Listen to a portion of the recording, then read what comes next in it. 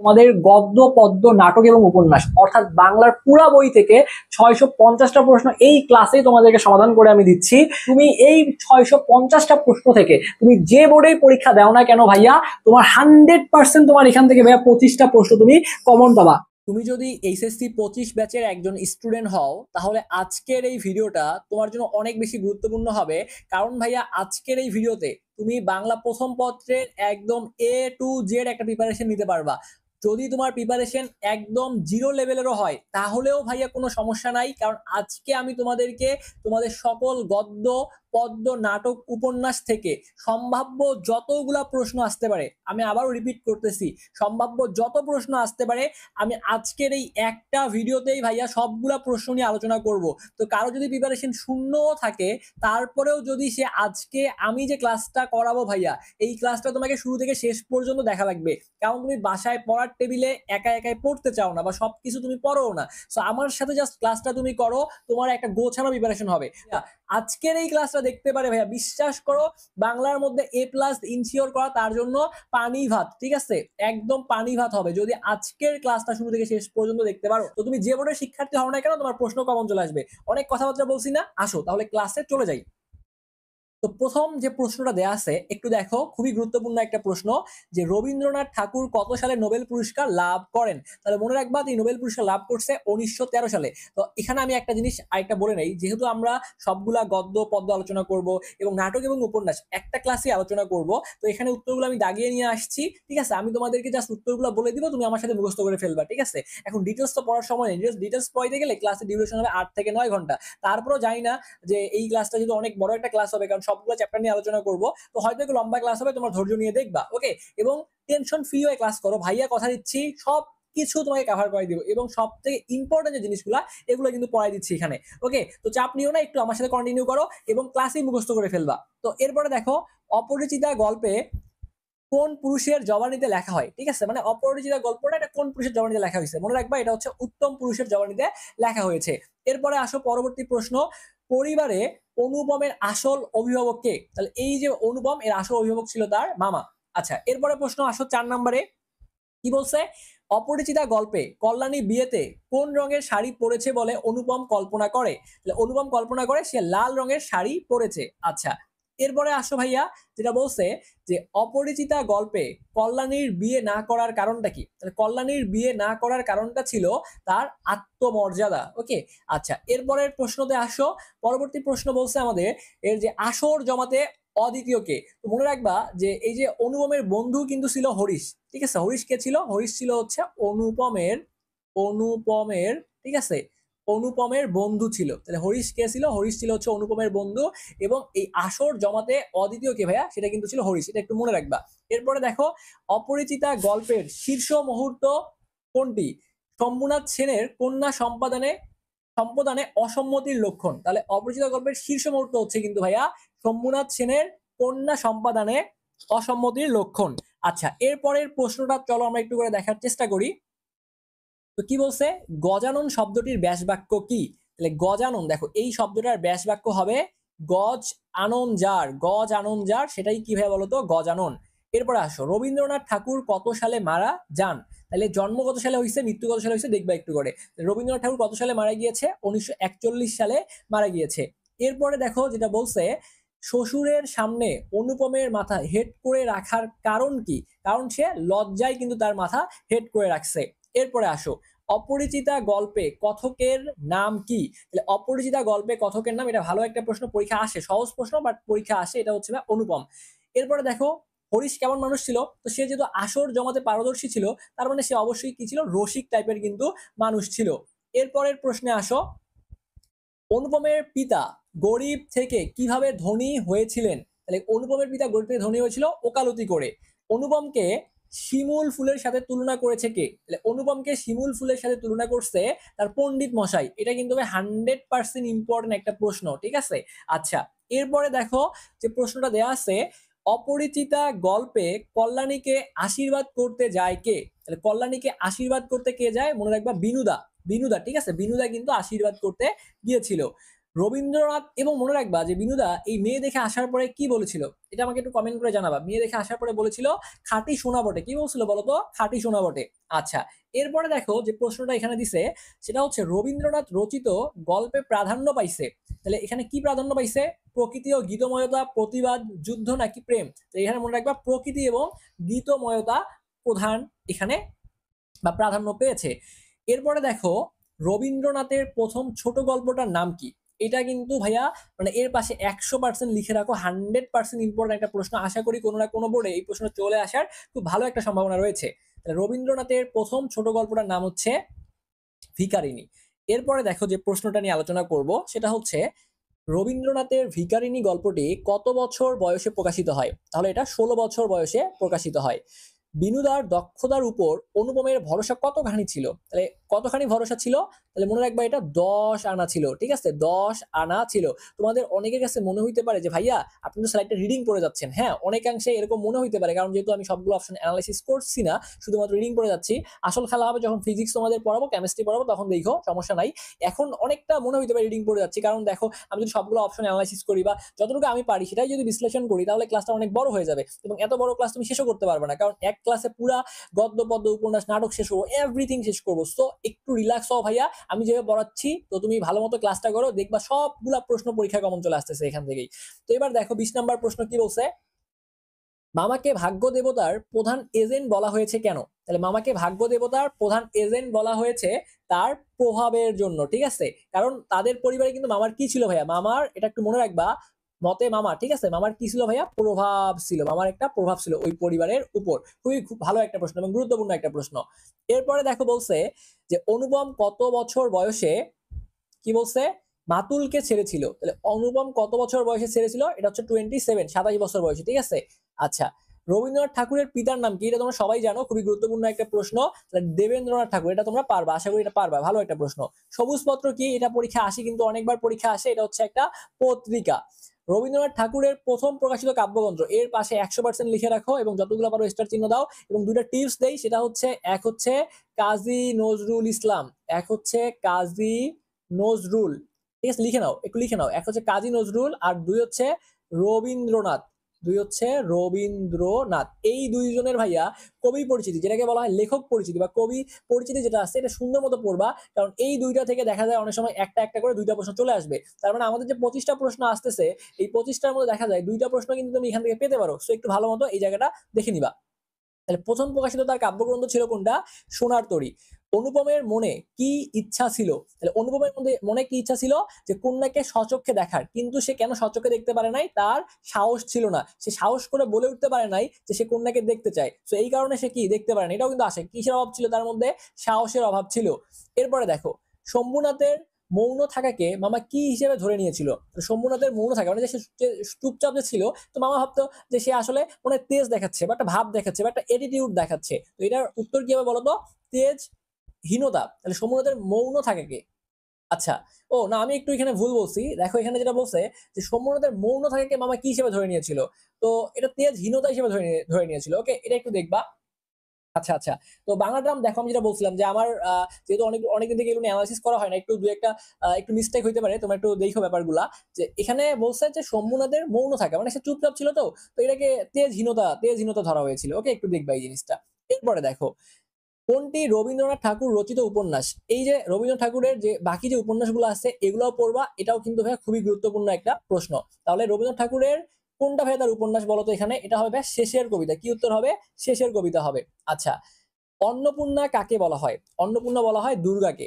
আচ্ছা, এরপরে খুব গুরুত্বপূর্ণ একটা প্রশ্ন, যে মাকাল ফল শব্দের অর্থ কি। তাহলে মনে রাখবা যে মাকাল ফল শব্দের অর্থ হচ্ছে দেখতে সুন্দর অথচ ভিতরে দুর্গন্ধ, দেখতে সুন্দর অথচ ভিতরে দুর্গন্ধ। প্রজাপতি কি ভাইয়া, জীবের স্রষ্টা, তার নাকি এটা কি বলতো, এটার উত্তর কি বলতো, সবগুলাই। প্রজাপতির অর্থ হচ্ছে জীবের স্রষ্টা, তারপর হচ্ছে এখানে ব্রহ্মা বোঝাচ্ছে এবং বোঝাচ্ছে কি বিয়ের দেবতা। তো তিনটাই সঠিক এখানে হবে। ঠিক আছে, তিনটাই সঠিক। আচ্ছা, এরপরে দেখো অপরিচিতা গল্পটি প্রথম কোন পত্রিকায় প্রকাশিত হয়? এটা ভাইয়া 100% একটা ইম্পর্টেন্ট প্রশ্ন, 100% একটা ইম্পর্টেন্ট প্রশ্ন, যে অপরিচিতা গল্পটা প্রথম কোন পত্রিকায় প্রকাশিত হয়। মনে রাখবা এই অপরিচিতা গল্পটা প্রথম সবুজপত্র পত্রিকায় প্রকাশিত হয়। এরপরে দেখো, এটাও শব্দ থেকে নেওয়া হয়েছে এই প্রশ্নটা, এটা অনেকবার আসছে পরীক্ষাগুলোতে, ঠিক আছে, অনেক জায়গায় আসছে, যে উমেদারি বলতে কি বোঝানো হয়েছে। তো মনে রাখবা যে উমেদারি বলতে বোঝানো হয়েছে চাকরির আশায় অন্যের কাছে ধর্ণা দেয়া। আচ্ছা, এরপরের প্রশ্নটা দেখো কি বলছে, যে রবীন্দ্রনাথ ঠাকুরের ছদ্মনাম কি? রবীন্দ্রনাথ ঠাকুরের ছদ্মনাম হচ্ছে ভানু সিংহ। কন্যগার কি? কন্যগার কি ভাইয়া বলতো? এটা হচ্ছে কলকাতার নিকটস্থ একটা স্থান। তাহলে কন্যগার হচ্ছে কি বলতো? কলকাতার নিকটস্থ একটা স্থান। এরপরে আসো, খুবই গুরুত্বপূর্ণ একটা প্রশ্ন দেখো, মা তোর কি হইয়াছে বল আমাকে। এই বাক্যটি দ্বারা মেয়ের প্রতি বাবার কি প্রকাশ পেয়েছে? তার মমতা প্রকাশ পাইছে। বিনুদা সম্পর্কে দেখো, বিনুদা অনুপমের সম্পর্কে কি? সে হচ্ছে পিস্তুত ভাই। ওকে, এরপরে আসো, শম্ভুনাথকে মামা কিভাবে বিদায় জানিয়েছিলেন? সংক্ষেপে উপর হতে। ওকে, এটাও এটাও একটু দেখবো ভালো মতো। তো এরপরে দেখো, মামার নোট বইয়ে গহনাগুলোর ফর্দ করলেন কেন? কেন ফর্দ করছেন বলতো? কেননা যে কোনো গহনা যাতে কম না পড়ে, সে এটা কিন্তু ভালো মতো চেক করতেছিল যে গহনা কি মেয়ের বাবা কম দিছে কিনা। ওকে, ব্যাপারটা একটু দেখবা, এগুলো কিন্তু পরীক্ষা আসে ভাইয়া। এরপরে দেখো, বরযাত্রীরা কেন কপাল চাপড়াচ্ছিল? খাইয়া খাইয়ে দিয়েছে বলে। ঠিক আছে, কেন কপাল চাপড়াচ্ছিল? খাইয়ে দিয়েছে বলে। ওকে, অনুপমের কল্পনায় অপরিচিতার কপালে কি ছিল? কি ছিল বলতো ভাইয়া? চন্দন আঁকা ছিল। কি ছিল? চন্দন আঁকা ছিল। অনুপমের মন পুলকে ভরে যায় কেন? অনুপমের মন পুলকে কেন ভরে যায়? কল্যাণী বিয়ে না করার জন্য পণ করেছে বলে। ঠিক আছে, পণ করেছে বলে, মানে সে একটা জেদ ধরছে যে না, সে আর বিয়েই করবে না। ঠিক আছে, এরপরে দেখো, বড় স্টেশনে কতক্ষণ পরে গাড়ি এসেছিল? খুবই গুরুত্বপূর্ণ একটা প্রশ্ন ভাইয়া, 2 থেকে 3 মিনিট পরে গাড়ি এসেছিল। এরপরে দেখো, আপনারা আমাদের গাড়িতে আসুন না, এখানে জায়গা আছে। এই কথাটা কে বলেছিল? এটা কিন্তু কল্যাণী বলেছে। কে বলেছে ভাইয়া এই কথাটা? এই কথাটা কিন্তু ভাইয়া কল্যাণী বলেছে। ওকে, এরপরে আসো, কল্যাণী বলছে না, না এটা ভুল বললাম নাকি? দেখো তো, ও আমি তো ভুল বলে ফেলছি মনে হয়। এটা দেখো তো কি বলছে এখানে, যে আপনারা আমাদের গাড়িতে আসুন না, এখানে জায়গা আছে। দেখছো, এটা এটা কি আনসার কল্যাণী হবে? একটু আমাকে কমেন্ট করে বললো তো। কিন্তু আমার এখানে অপশন দেওয়া আছে, একটা মেয়ে দেওয়া আছে। এটা কি কল্যাণী হবে নাকি একটা মেয়ে দেওয়া আছে এখানে? এখানে তো এটা একটু কনফিউশন আমার আমার কাছে লাগতেছে। আমার কাছে মনে হচ্ছে কল্যাণী, কিন্তু উত্তর দেওয়া আছে একটা মেয়ে। তোমরা একটু এটা কমেন্ট করে বললো যে সঠিক উত্তর কোনটা। ঠিক আছে, এটা আমার নিজেরও জানা নাই, তোমরা একটু আমাকে কমেন্ট করে বললো যে এটা কি কল্যাণী হবে নাকি একটা মেয়ে হবে। তোমরা ভাই একটু কাইন্ডলি যারা জানো তারা একটু কমেন্ট করে এই প্রশ্নের উত্তরটা দিয়ে দিও এখানে। এরপরে আসো, অনুপম স্টেশনে কি ছেড়ে এসেছিল? অনুপম স্টেশনে ক্যামেরা ছেড়ে আসছিল, এটাও পরীক্ষা আসে। অনুপমের দেখা রেলগাড়ির কামরায় মেয়েটির বয়স কত ছিল? মেয়েটির বয়স ছিল 16 থেকে 17 বছর। বিবাহের সময় অনুপমের বয়স কত ছিল? অনুপমের বয়স ছিল কিন্তু 23। ঠিক আছে, 23 বছর ছিল। 23 বছর মানে এই যে তোমরা এখন যে কোথায় কোন ক্লাসে আসো, তোমরা এইচএসসির মধ্যে আসো না, তোমাদের বয়স কত চলতেছে? 21 চলতেছে হয়তো বা, ঠিক আছে, 20-21 চলতেছে, তার মানে তোমাদের থেকেও 2 বছর বেশি ছিল। ঠিক আছে, এরকম হবে তো। ওকে, আচ্ছা, এবার দেখো, দরিদ্রের কন্যা মামার পছন্দ করার কারণ কি? দরিদ্রের কন্যা মামার পছন্দ করার পিছনে অবশ্যই কারণ আছে। সেই কারণটা কি? অর্থ লাভের সম্ভাবনা, মেয়ের মাথা হেড করে থাকবে, মেয়ে মাথা হেড করে থাকবে এবং শোষণ করতে পারবে। তার মানে সবগুলাই কিন্তু এখানে ঠিকঠাক। এরপরে আসো, অনুপমের বাবা কি করে জীবিকা নির্বাহ করতেন? অনুপমের বাবা কি করে জীবিকা নির্বাহ করতেন? অনুপমের বাবা ওকালতি করে জীবিকা নির্বাহ করতেন। আচ্ছা, এরপরে দেখো, একটা প্রশ্ন দিছে, একটা উদ্দীপক দিছে। তো বলছে কি, যে উদ্দীপকের কি বলছে একটু পড়ি আমরা। আসো, যে মানুষই বিয়ে ভাঙার পর থেকে পথ শিশুদের শিক্ষাদানের পদক্ষেপ গ্রহণ করেছে। এটিকে সে মাতৃ আজ্ঞা বলেই মনে করে। কি বলে মনে করে? মাতৃ আজ্ঞা বলেই মনে করে। তো উদ্দীপকের মানসী এবং অপরিচিতা গল্পের কল্যাণীর মাতৃ আজ্ঞা কোন তাৎপর্যকে বহন করেছে? এটা হচ্ছে মাতৃভূমির প্রতি যে প্রেম বা ভালোবাসা বা প্রীতি, এটাই কিন্তু এখানে বোঝাচ্ছে। তো এরপরে দেখো, উভয়ের মধ্যে আত্মপ্রকাশ ঘটেছে দৃঢ় ব্যক্তিত্ব এবং হচ্ছে আত্মসচেতনতা। এই দুইটা উত্তর হবে এখানে। এরপরে তাহলে চলো আমরা পরবর্তী চ্যাপ্টারে চলে যাব। তো পরবর্তীতে দেখো, আমাদের খুবই গুরুত্বপূর্ণ আরেকটা গদ্য নিয়ে আমরা আলোচনা করব, যেটা হচ্ছে বিলাসী। ঠিক আছে, এটা হচ্ছে বিলাসী। তো আমাদের বিলাসী নিয়ে এবার পড়াশোনা করতে হবে। ওকে, তো দেখো আমরা বিলাসী পড়াশোনা শুরু করে দিব। তো তোমরা প্রথম অংশটা বুঝতে পারছো কিনা? যারা ক্লাসটা পরবর্তীতে দেখবা একটু কমেন্ট করে ভাইয়াকে জানাই দিবা যে তোমরা ক্লাসটা বুঝতে পারতেছো কিনা। আচ্ছা, তো এবার দেখো ভাইয়া, যে বিলাসী গল্পে কাকে গালিগালাজ করে দেশ উদ্ধারের কথা বলা হয়েছে? ইংরেজকে। শরৎচন্দ্র রচিত প্রথম মুদ্রিত গল্প কোনটা? তাহলে সেটা হচ্ছে মন্দির। এরপরে আসো, একটা উদ্দীপক দেয়া আছে, বলছে মরণেরে তুহ মম শ্যাম সমান, উদ্দীপকের সাথে সঙ্গতিপূর্ণ চরিত্র কোনটি?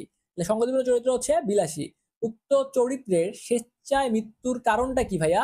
কারণটা ছিল প্রেম। ওকে, কারণ ছিল কি বলতো? প্রেম ছিল। আচ্ছা, এরপরে পরবর্তী প্রশ্ন আসো। এইটা কিন্তু ভাইয়া 100% ইম্পর্টেন্ট একটা প্রশ্ন, 100% ইম্পর্টেন্ট একটা প্রশ্ন। একটু ভালো মতো দেখো। বিলাসী গল্পে মৃত্যুঞ্জয় কোন ক্লাসে পড়তো? মৃত্যুঞ্জয় 3rd ক্লাসে পড়তো। খুবই গুরুত্বপূর্ণ একটা প্রশ্ন। এরপরে আসো, শরৎচন্দ্র বাংলা সাহিত্যের কোন শাখায় সবচেয়ে বেশি জনপ্রিয় ছিল? শরৎচন্দ্র কোন শাখায় সব থেকে বেশি জনপ্রিয় ছিল বলতো? সে হচ্ছে উপন্যাস, এই শাখায় কিন্তু সব থেকে জনপ্রিয় ছিল। শরৎচন্দ্র চট্টোপাধ্যায় কত বছর বয়সে সন্ন্যাসী হয়েছিলেন? মনে রাখবা 24 বছর বয়সে সন্ন্যাসী হয়েছিলেন। কোন খ্যাতির কারণে জমিদারের বন্ধু হয়েছিলেন শরৎচন্দ্র চট্টোপাধ্যায়? তাহলে এটা কি হবে ভাইয়া? এটা যে সঙ্গীতজ্ঞ হিসেবে।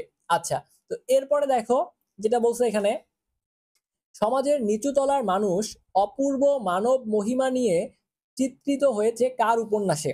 শরৎচন্দ্র চট্টোপাধ্যায়ের উপন্যাসে। আচ্ছা, এরপরে দেখো কি বলছে, শরৎচন্দ্রের কৃতিত্ব কোন ক্ষেত্রে? শরৎচন্দ্রের কৃতিত্ব কোন ক্ষেত্রে ছিল? তিনি কি ছিল? যে তিনি অন্তঃ শ্রেণীর মানুষের জীবন চিত্রণে, দেখছো এমন কঠিন কঠিন ওয়ার্ড দিয়ে রাখছে, অনেকদিন থেকে বাংলা না পড়তে পড়তে উচ্চারণ করতে পারতেছি না, কি একটা অবস্থা। সেটা একটু দেখে নিবা, আশা করি তোমরা বুঝতে পারবা এই জিনিসগুলা।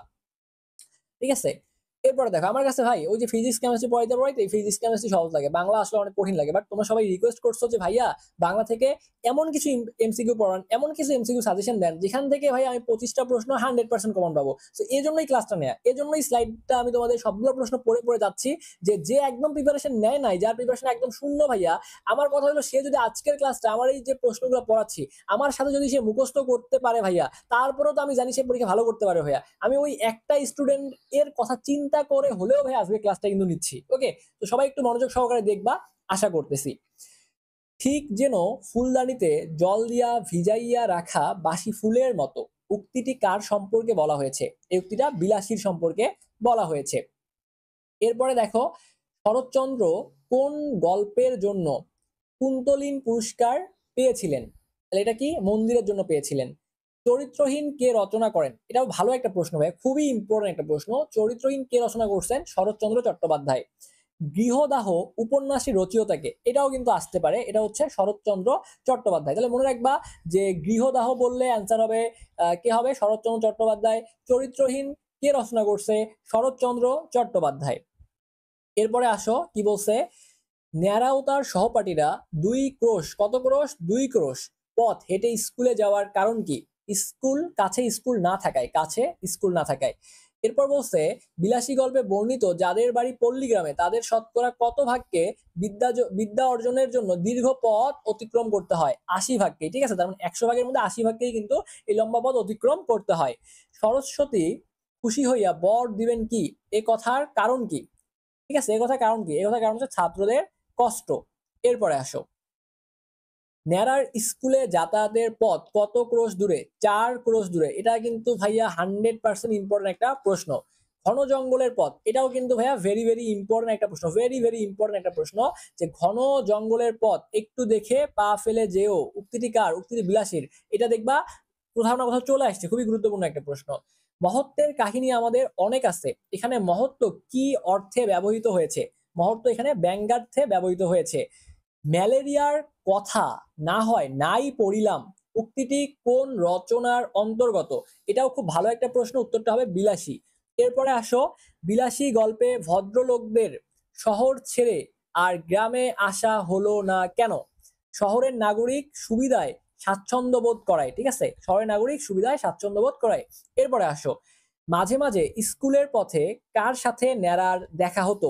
মৃত্যুঞ্জয়ের সাথে দেখা হইতো। একটু কমেন্ট বক্সে কমেন্ট করে আমাকে জানাই হতো যে মৃত্যুঞ্জয়টা কে, এটা আমাকে একটু কমেন্ট করে জানাবা, একটু রিপ্লাই দিবা যে মৃত্যুঞ্জয়কে, একটু কমেন্ট করে আমাকে বলবা। এরপরে আসো, সম্ভবত তাহা প্রত্নতাত্ত্বিকের গবেষণার বিষয়ে, উক্তিটিতে কি প্রকাশ পেয়েছে? উক্তিটিতে ব্যঙ্গ প্রকাশ পেয়েছে।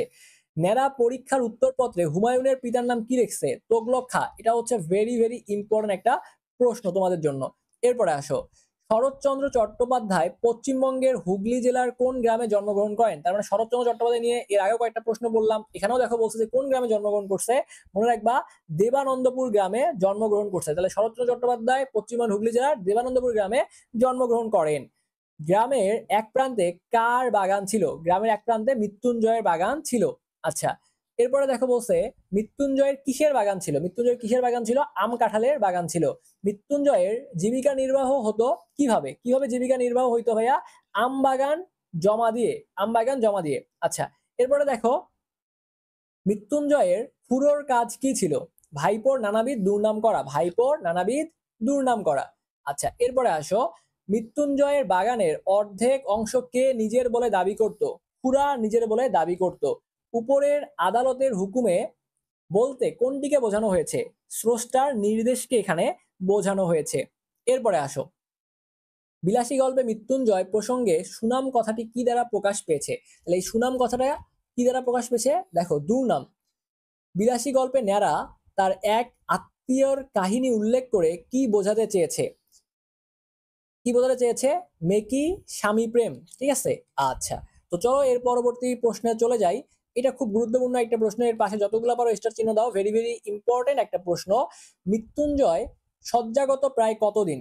1.5 মাস। তাহলে মৃত্যুঞ্জয় শয্যাগত প্রায় কতদিন? 1.5 মাস। তো যারা এখনো আমার সাথে ক্লাসটা মনোযোগ দিয়ে করতেছো, আমি তোমাদেরকে হাইলি রিকোয়েস্ট করব ক্লাসটা সম্পূর্ণ করতে। কারণ তোমার প্রিপারেশন যদি শূন্যও হয় ভাই, একদম শূন্যও হয়, তো আমি যে এমসিকিউ গুলো তোমাকে পড়াচ্ছি লিস্ট আমি একবার করে পড়তেছি, উত্তরগুলো বলে দিচ্ছি।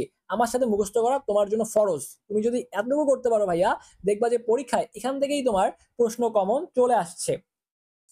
এরপরে আসো পরবর্তীতে চলে যাই। কি বলছে এখানে দেখো, অসুস্থ মৃত্যুঞ্জয়কে দেখতে ন্যাড়া কখন তার বাড়িতে যায়? সন্ধ্যায়। এটা কিন্তু 100% ইম্পর্টেন্ট একটা প্রশ্ন, মাথায় রাখবা, খুবই গুরুত্বপূর্ণ একটা প্রশ্ন। মৃত্যুঞ্জয়ের পোড়াবাড়িতে কিসের বালাই নেই? প্রাচীরের বালাই নেই। যমরাজ মৃত্যুঞ্জয়ের সাথে সুবিধা করতে পারেনি কেবল কার জোরে? বিলাসীর জোরে।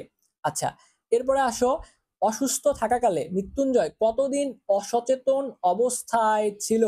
10 থেকে 15 দিন। মৃত্যুঞ্জয়কে সেবা যত্ন করে যমের মুখ থেকে ফিরিয়ে আনছে কে? এটা অবশ্যই তোমরা জানো, এটা হবে বিলাসী।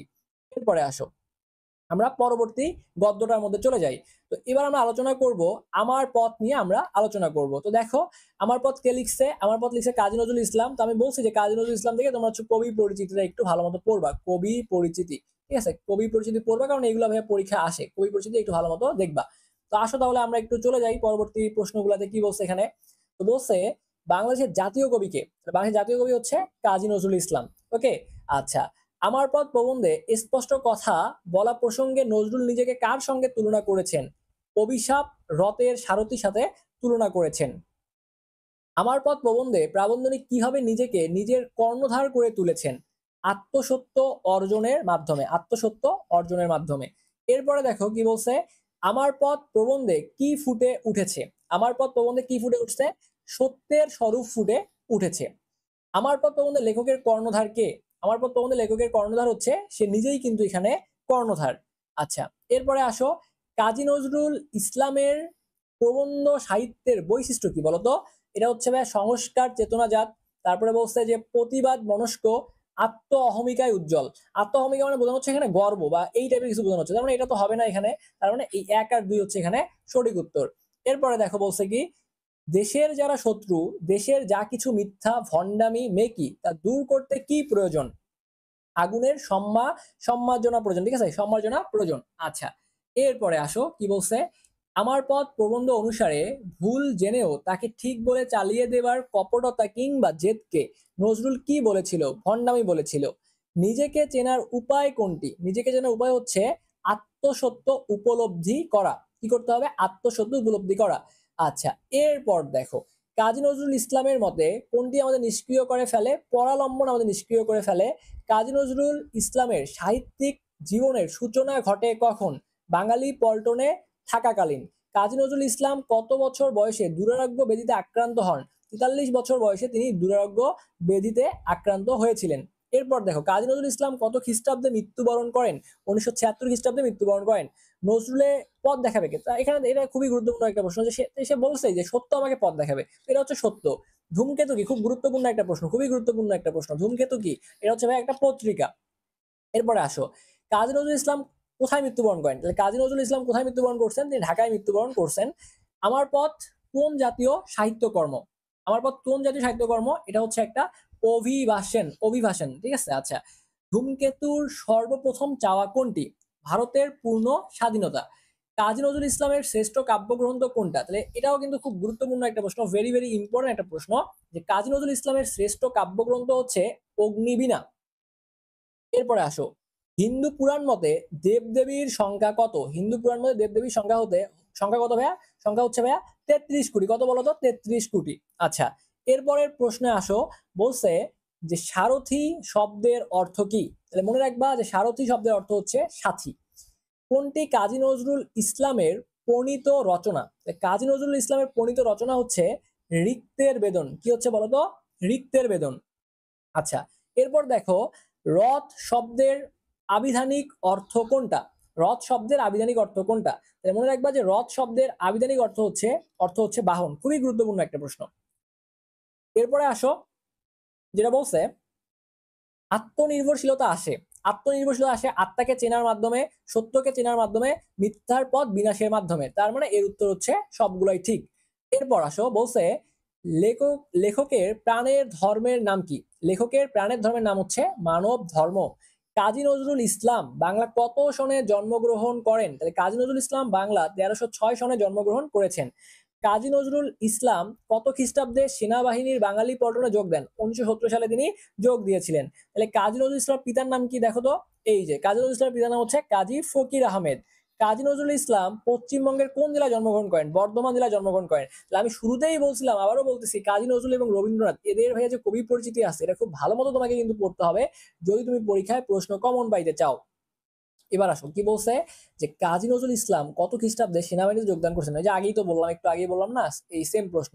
এই যে 1917 সালে, দেখো এই যে 1917 সালে একটু আগে বলছিলাম। আচ্ছা, এরপরে আসো, কাজী নজরুল ইসলাম কত বছর বয়সে বাকশক্তি হারান? এটাও একটু আগে বলছিলাম, 43 বছর বয়সে বাকশক্তি হারান। কাজী নজরুল ইসলামের প্রথম প্রথম কি বলছে যে প্রবন্ধ গ্রন্থ কোনটা? কাজী নজরুল ইসলামের প্রবন্ধ গ্রন্থ কোনটা? দেখো তো, প্রবন্ধ গ্রন্থ হচ্ছে তার যুগবাণী। খুবই ইম্পর্টেন্ট, যুগবাণী হচ্ছে তার প্রবন্ধ গ্রন্থ, খুবই ইম্পর্টেন্ট। রাজবন্দির জবানবন্দি, এটা কিন্তু খুবই গুরুত্বপূর্ণ, আশা করি কোনো না কোনো বোর্ডে পেয়ে যাবা। তো রাজবন্দির জবানবন্দি কাজী নজরুল ইসলামের কি ধরনের রচনা? এটা হচ্ছে তার প্রবন্ধ গ্রন্থ। এটা কিন্তু খুবই গুরুত্বপূর্ণ একটা প্রশ্ন। এরপরে আসো, বলছে যে আমার পথ প্রবন্ধের প্রাবন্ধিকের মতে, ঠিক আছে, প্রাবন্ধনিকের মতে খুব বেশি বিনয় দেখাতে গেলে কি হয়? তাহলে ওই প্রাবন্ধিক কি বলছে? ওই প্রাবন্ধিকের মতে হচ্ছে যে খুব বেশি বিনয় দেখাতে গেলে নিজ সত্যকে অস্বীকার করা হয়, নিজ সত্যকে অস্বীকার করা হয়। এরপর আসো, আমার পথ প্রবন্ধের প্রাবন্ধিকের মতে মানুষ অনেক সময় সত্যকে অস্বীকার করে ফেলে। কেন অস্বীকার করে ফেলে? বিনয় দেখাতে গিয়ে সত্যকে অস্বীকার করে ফেলে। আমার পথ প্রবন্ধে বর্ণিত কাজী নজরুল ইসলামের মহাত্মা গান্ধী আমাদের কি শিখিয়েছিলেন? কি শিখিয়েছিলেন ভাই? আমাদের স্বাবলম্বন শিখিয়েছিলেন, ঠিক আছে। আচ্ছা, আমার পথ প্রবন্ধে বর্ণিত সত্য অন্তরে ধারণ করলে একজন মানুষ কি হবে বলতো? সে সঠিক পথ পাবে। তাহলে সে যদি সত্য ধারণ করে নিজের মধ্যে, তাহলে অবশ্যই সে সঠিক পথটাই কিন্তু পাবে, সে বিপথে যাবে না। আচ্ছা, এরপর দেখো যেটা বলছে যে কাজী নজরুল ইসলামের মতে কোনটিকে অহংকার বা স্পর্ধা বললে ভুল হবে? ওই যে স্পষ্ট কথা বললে এটাকে অহংকার বা স্পর্ধা বললে ভুল হবে। লেখক বিপদ বলতে বুঝিয়েছেন মিথ্যার পথ, সত্যের বিরোধী পথ, ঠিক আছে, অহংকারের পথ। না, অহংকারের পথটা এখানে হচ্ছে না, তার হবে মিথ্যার পথ এবং হচ্ছে সত্যের বিরোধী পথ। আচ্ছা, এরপর দেখো কি বলছে, যে একটা উদ্দীপক দেয়া আছে, আমাদেরকে পড়তে হবে একটু। নজরুল স্যার কয়েকজন শিক্ষার্থীকে প্রাইভেট পড়ান, খুব ভালো কথা। শিক্ষার্থীর ধারণা পরীক্ষায় তিনি ওদের বিশেষ সহযোগিতা করবেন। শিক্ষার্থীদের ধারণা যে স্যার যদি প্রাইভেট পড়ায় তার মানে একটা এক্সট্রা হেল্প করবে হয়তো। যারা নজরুল স্যারের উপর নির্ভর করে পরীক্ষার হলে গিয়েছিল তারা সবাই অকৃতকার্য হইল।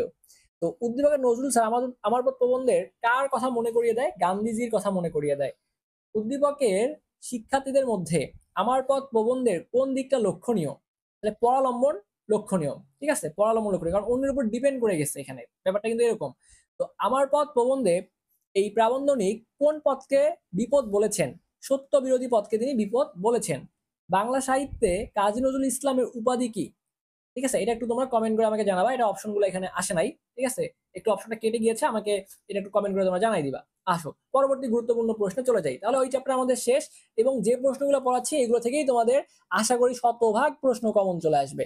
এরপর দেখো আমরা মানব কল্যাণ নিয়ে আলোচনা শুরু করব। আচ্ছা, তো মানব কল্যাণ নিয়ে আলোচনা শুরু করে দেই, চলো কি বলছে একটু করে দেখো। বলছে যে মানব কল্যাণ প্রবন্ধটি লেখকের কোন গ্রন্থ থেকে নেওয়া হয়েছে। মানব কল্যাণ প্রবন্ধটি লেখকের কোন গ্রন্থ থেকে নেওয়া হয়েছে, এটা হচ্ছে মানবতন্ত্র থেকে নেওয়া হয়েছে। এটা হচ্ছে খুবই গুরুত্বপূর্ণ একটা প্রশ্ন। এরপরে আসো যে এই প্রাবন্ধিক আবুল ফজল কত সালে মানব কল্যাণ প্রবন্ধটি রচনা করেছেন। কত সালে রচনা করেছেন? 1972 সালে রচনা করেছেন। আমাদের প্রচলিত ধারণা আর চলতি কথায় কোন কথাটা সস্তা ও মামুলি অর্থে ব্যবহৃত হয়? মানব কল্যাণ, খুবই গুরুত্বপূর্ণ একটা প্রশ্ন। এরপরে আসো, আবুল ফজলের লেখা মিত্রের আত্মহত্যা কোন জাতীয় গ্রন্থ? এটা হচ্ছে একটা ছোট গল্প। এরপর বলছে নিচের কোনটির রচয়িতা আবুল ফজল? আবুল ফজল কোনটির রচয়িতা? সাহিত্য সংস্কৃতি সাধনা, ঠিক আছে, সাহিত্য সংস্কৃতি সাধনা এটার তিনি লেখক ছিলেন। এরপরে আসো কি বলছে এখানে, যে বলছে যে সাহিত্য সংস্কৃতি ও জীবন রচনাটির লেখককে, তাহলে এটা হচ্ছে আবুল ফজল। মানবতন্ত্র প্রবন্ধটির লেখককে, তাহলে মানবতন্ত্র প্রবন্ধটির লেখক হচ্ছে ভাইয়া আবুল ফজল। এটা একটু মনে রাখবা যে মানবতন্ত্র প্রবন্ধটির লেখক হচ্ছে আবুল ফজল। এরপর দেখো, প্রতিটি মানুষের কল্যাণ কিসের সাথে সম্পর্কিত? প্রতিটি মানুষের কল্যাণ কিসের সাথে সম্পর্কিত? এটা হচ্ছে সমাজের ভালো মন্দের সাথে সম্পর্কিত। আচ্ছা, রেখাচিত্র কোন জাতীয় রচনা? রেখাচিত্র কোন জাতীয় রচনা একটু বলো তো, রেখাচিত্র কোন জাতীয় রচনা? রেখাচিত্র হচ্ছে কিন্তু ভাইয়া দিনলিপি। এটা কোন জাতীয় রচনা? এটা হচ্ছে আমাদের দিনলিপি। এরপরে দেখো খুবই গুরুত্বপূর্ণ আরেকটা প্রশ্ন, দুর্দিনের দিনলিপি কে রচনা করেছেন? দুর্দিনের দিনলিপি কে রচনা করেছেন? আবুল ফজল কিন্তু রচনা করেছেন। এরপরে আসো, বলছে সাহিত্য কৃতির জন্য আবুল ফজল কোন পুরস্কারে ভূষিত হন? তাহলে সাহিত্য কৃতির জন্য আবুল ফজল কোন পুরস্কারে ভূষিত হয়েছেন? বাংলা একাডেমি। আবুল ফজলের লেখা রাঙ্গা প্রভাত, রাঙ্গা প্রভাত কোন জাতীয় রচনা? আবুল ফজলের লেখা রাঙ্গা প্রভাত হচ্ছে উপন্যাস জাতীয় রচনা। এরপর দেখো, এক মুষ্টি ভিক্ষা দেয়াকে আমরা মানব কল্যাণ মনে করি কেন? এক মুষ্টি ভিক্ষা দেয়াকে আমরা মানব কল্যাণ মনে করি কেন? উপলব্ধিহীনতার কারণে, উপলব্ধিহীনতার কারণে। এরপর দেখো বলছে কোন কাজ মনুষ্যত্ববোধ ও মানব কল্যাণকে ক্ষুণ্ণ করে? ভিক্ষা প্রদান করা। এরপরে বলছে যে কোন বিষয়টি সাধারণত আমাদের উপলব্ধি করা হয় না? কোন বিষয়টি উপলব্ধি করা হয় না? মানব মর্যাদাকে ক্ষুণ্ণ করার বিষয়টি কিন্তু উপলব্ধি করা হয় না। এরপরে আসো, ওপরের হাত সবসময় নিচের হাত থেকে শ্রেষ্ঠ, কথাটা কে বলেছেন? ইসলামের নবী বলেছেন। আবুল ফজল মূলত কোন ধরনের সাহিত্যিক ছিলেন? খুবই গুরুত্বপূর্ণ একটা প্রশ্ন, তিনি চিন্তাশীল প্রাবন্ধিক ছিলেন। এরপরে আসো, ওপরের হাত বলতে কবি কাকে বুঝেছেন? ওপরের হাত বলতে কাকে বুঝেছেন? ওপরের হাত বলতে দাতাকে বুঝেছেন, যে দান খয়রাত করে, এই টাইপের কিছুকে বুঝিয়েছেন, ঠিক আছে। লেখকের মতে মানব কল্যাণ কি হতে পারে না? ক্ষুদ্র, স্থূল, সংকীর্ণ। এটা কি উচ্চারণটা কি দেখো তো, এই উচ্চারণ তোমরা দেখে নিবা একটু অনেক কঠিন একটা উচ্চারণ দিয়ে রাখছে। এটা কি রাখছে? দন্তস্বয় ব অন্তস্তীয় ময় ভয় দীর্ঘ, একটু দেখে নিবা উচ্চারণটা কি হয়, ঠিক আছে। আচ্ছা, এরপরে আসো, বলছে যে প্রতিটি মানুষকে কেমন হতে হবে? প্রতিটি মানুষকে কেমন হতে হবে বলো তো? আসলে বাংলা এত কঠিন, দেখছো বাংলার যে মানে কিছু কিছু ওয়ার্ড আছে এত কঠিন যে আমি উচ্চারণই করতে পারতেছি না, মানে এত এত কঠিন, ঠিক আছে। তো আমার নিজেই ভাবতেই অবাক লাগতেছে। কারণ একটা জিনিস কি, বাংলা সমাজ দিকে না পড়লে বা বাংলাও যে আসলে অনেক কিছু শেখার আছে, তোমরা যদি এটা ভালো মতো না পড়ো ভাইয়া তাহলে কিন্তু পারবা না, ঠিক আছে। যারা দেখা যায় তোমাদের যে ভাইয়ারা বা যে আপুরা বা যে যার টিচাররা বাংলা রেগুলার পড়ে তাদের কাছে এগুলো কোনো ব্যাপার না। বাট আমি সেই কবে এইচএসসি পরীক্ষা দিয়েছি, আমার এইচএসসি পরীক্ষার সময় পড়ছিলাম, ওই সময় উড়াধুরা পড়াশোনা করছিলাম, পড়াশোনা করে A+ ইনশিওর করছি, কিন্তু তারপর থেকে তো আর খুলে দেখি নাই, ঠিক আছে, একটা গ্যাপ পড়ে গেছে মাঝখানে। আর আজকে যে তোমাদেরকে পড়াচ্ছি, তোমাদের পরীক্ষা, তোমাদেরকে A+ পাওয়াইতে হবে, তোমাদেরকে প্রশ্ন কমন দিতে হবে, এই জন্য তোমাদের সাজেশন ক্লাসটা নিচ্ছি। যতটুকু আগের মনে আছে স্লাইড রেডি করার সময় একবার দেখছিলাম, ওই আলোকে পড়াচ্ছি। কিছু কিছু মনে আছে, কিছু কিছু মনে নাই। কারণ আমি চাই যে আমার প্রত্যেকটা শিক্ষার্থী যেন A+ ইনশিওর করতে পারে। প্রত্যেকটা শিক্ষার্থী যদি আমার একটা ভিডিও থেকে তারা যদি ভালো করতে পারে, দিন শেষে কিন্তু এটা আমার কাছে অনেক বেশি ভালো লাগবে। তো সবাই একটু ভাইয়ের জন্য দোয়া করো।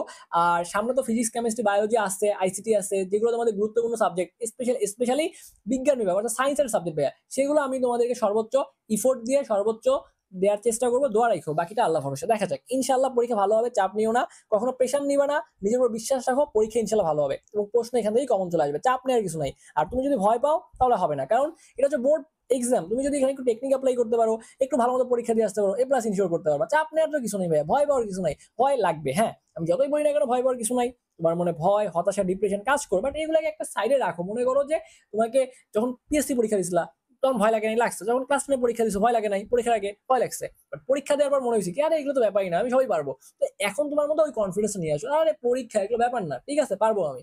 তো এই কনফিডেন্স নিয়ে আগাও, ইনশাল্লাহ ভালো কিছু হবে। দেখো কি বলছে, বলছে যে নিচের হাত বলতে লেখক কি বুঝিয়েছেন। তো নিচের হাত বলতে লেখক এখানে গ্রহিতাকে বুঝেছেন, ঠিক আছে। আর উপরে, ওই যে উপরে হাত বললাম না, উপরে হাত বলতে বলতে বোঝাইছে যে দান করতেছে, আর নিচের হাত বলতে যে গ্রহণ করতেছে, মানে গ্রহিতাকে বোঝাচ্ছে এখানে।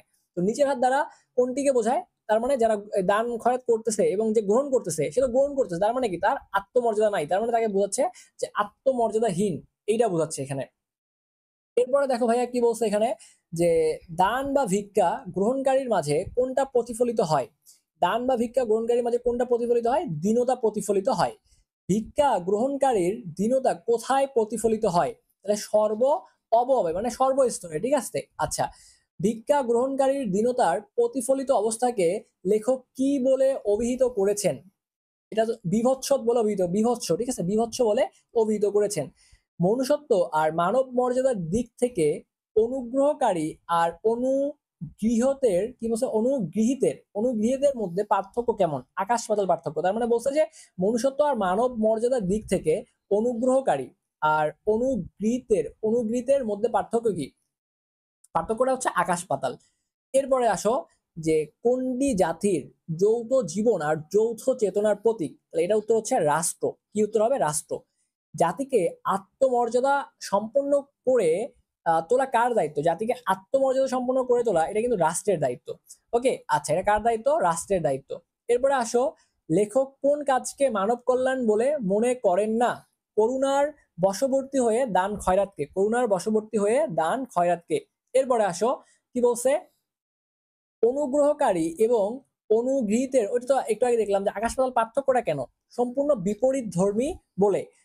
দয়া বা করুণার বশবর্তী হয়ে দান খয়রাতকে লেখক মানব কল্যাণ বলে মনে করেন না কেন, এটা হচ্ছে প্রকৃত মানব কল্যাণ সাধিত হয় না, ঠিক আছে। এখানে কি হয় না, প্রকৃত মানব কল্যাণ সাধিত হয় না বলে।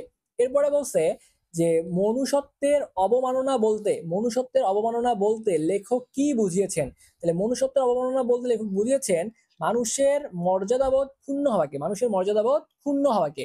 এরপরে আসো, মানব কল্যাণ প্রবন্ধে বর্ণিত ভিক্ষুক কার কাছে ভিক্ষা চাইতে এসেছিল, কার কাছে ভিক্ষা চাইতে আসছিল, ইসলামের নবীর কাছে।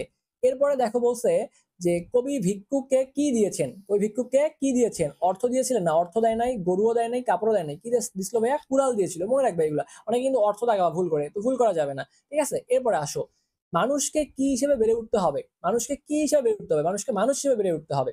এরপরে বলছে মানুষকে কোন পথে বেড়ে উঠতে হবে, মানবিক বৃত্তি বিকাশের পথে। কোন পথে, মানবিক বৃত্তি বিকাশের পথে। এরপরে আসো, মানব কল্যাণের প্রাথমিক সোপান রচনার দায়িত্ব কার। কি বলছে, যে মানব কল্যাণের প্রাথমিক সোপান রচনার দায়িত্ব কার, পরিবার, সমাজ ও রাষ্ট্রের। সমাজের ক্ষুদ্রতম অঙ্গ বা ইউনিট কোনটা, সমাজের ক্ষুদ্রতম অঙ্গ বা ইউনিট হচ্ছে পরিবার। আচ্ছা, এরপরে আসো, চৌচির কোন ধরনের রচনা, চৌচির কোন ধরনের রচনা, এটা হচ্ছে একটা উপন্যাস, এটা কিন্তু খুবই গুরুত্বপূর্ণ একটা প্রশ্ন। চৌচির হচ্ছে একটা উপন্যাস। আচ্ছা, এরপরে চলে আসো, আমরা মাসি পিসিতে চলে যাব, কোথায় চলে যাব, এরপর আমরা মাসি পিসিতে চলে যাব। তো আমরা হচ্ছে 20 সেকেন্ড একটা বিরতি নেই, আমরা 20 সেকেন্ড একটা বিরতি নিয়ে একটু পানি খেয়ে নিচ্ছি আমি। তো একটু পানি খেয়ে নিয়ে আমরা আবারও শুরু করছি।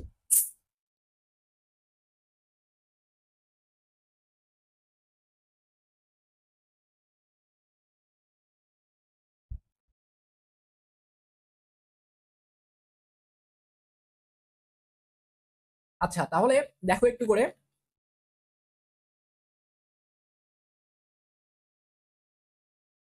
আচ্ছা, আমরা মাসি পিসিতে চলে আসছি, এটাও খুবই গুরুত্বপূর্ণ, এখান থেকেও তোমাদের পরীক্ষার প্রশ্ন অবশ্যই থাকবে।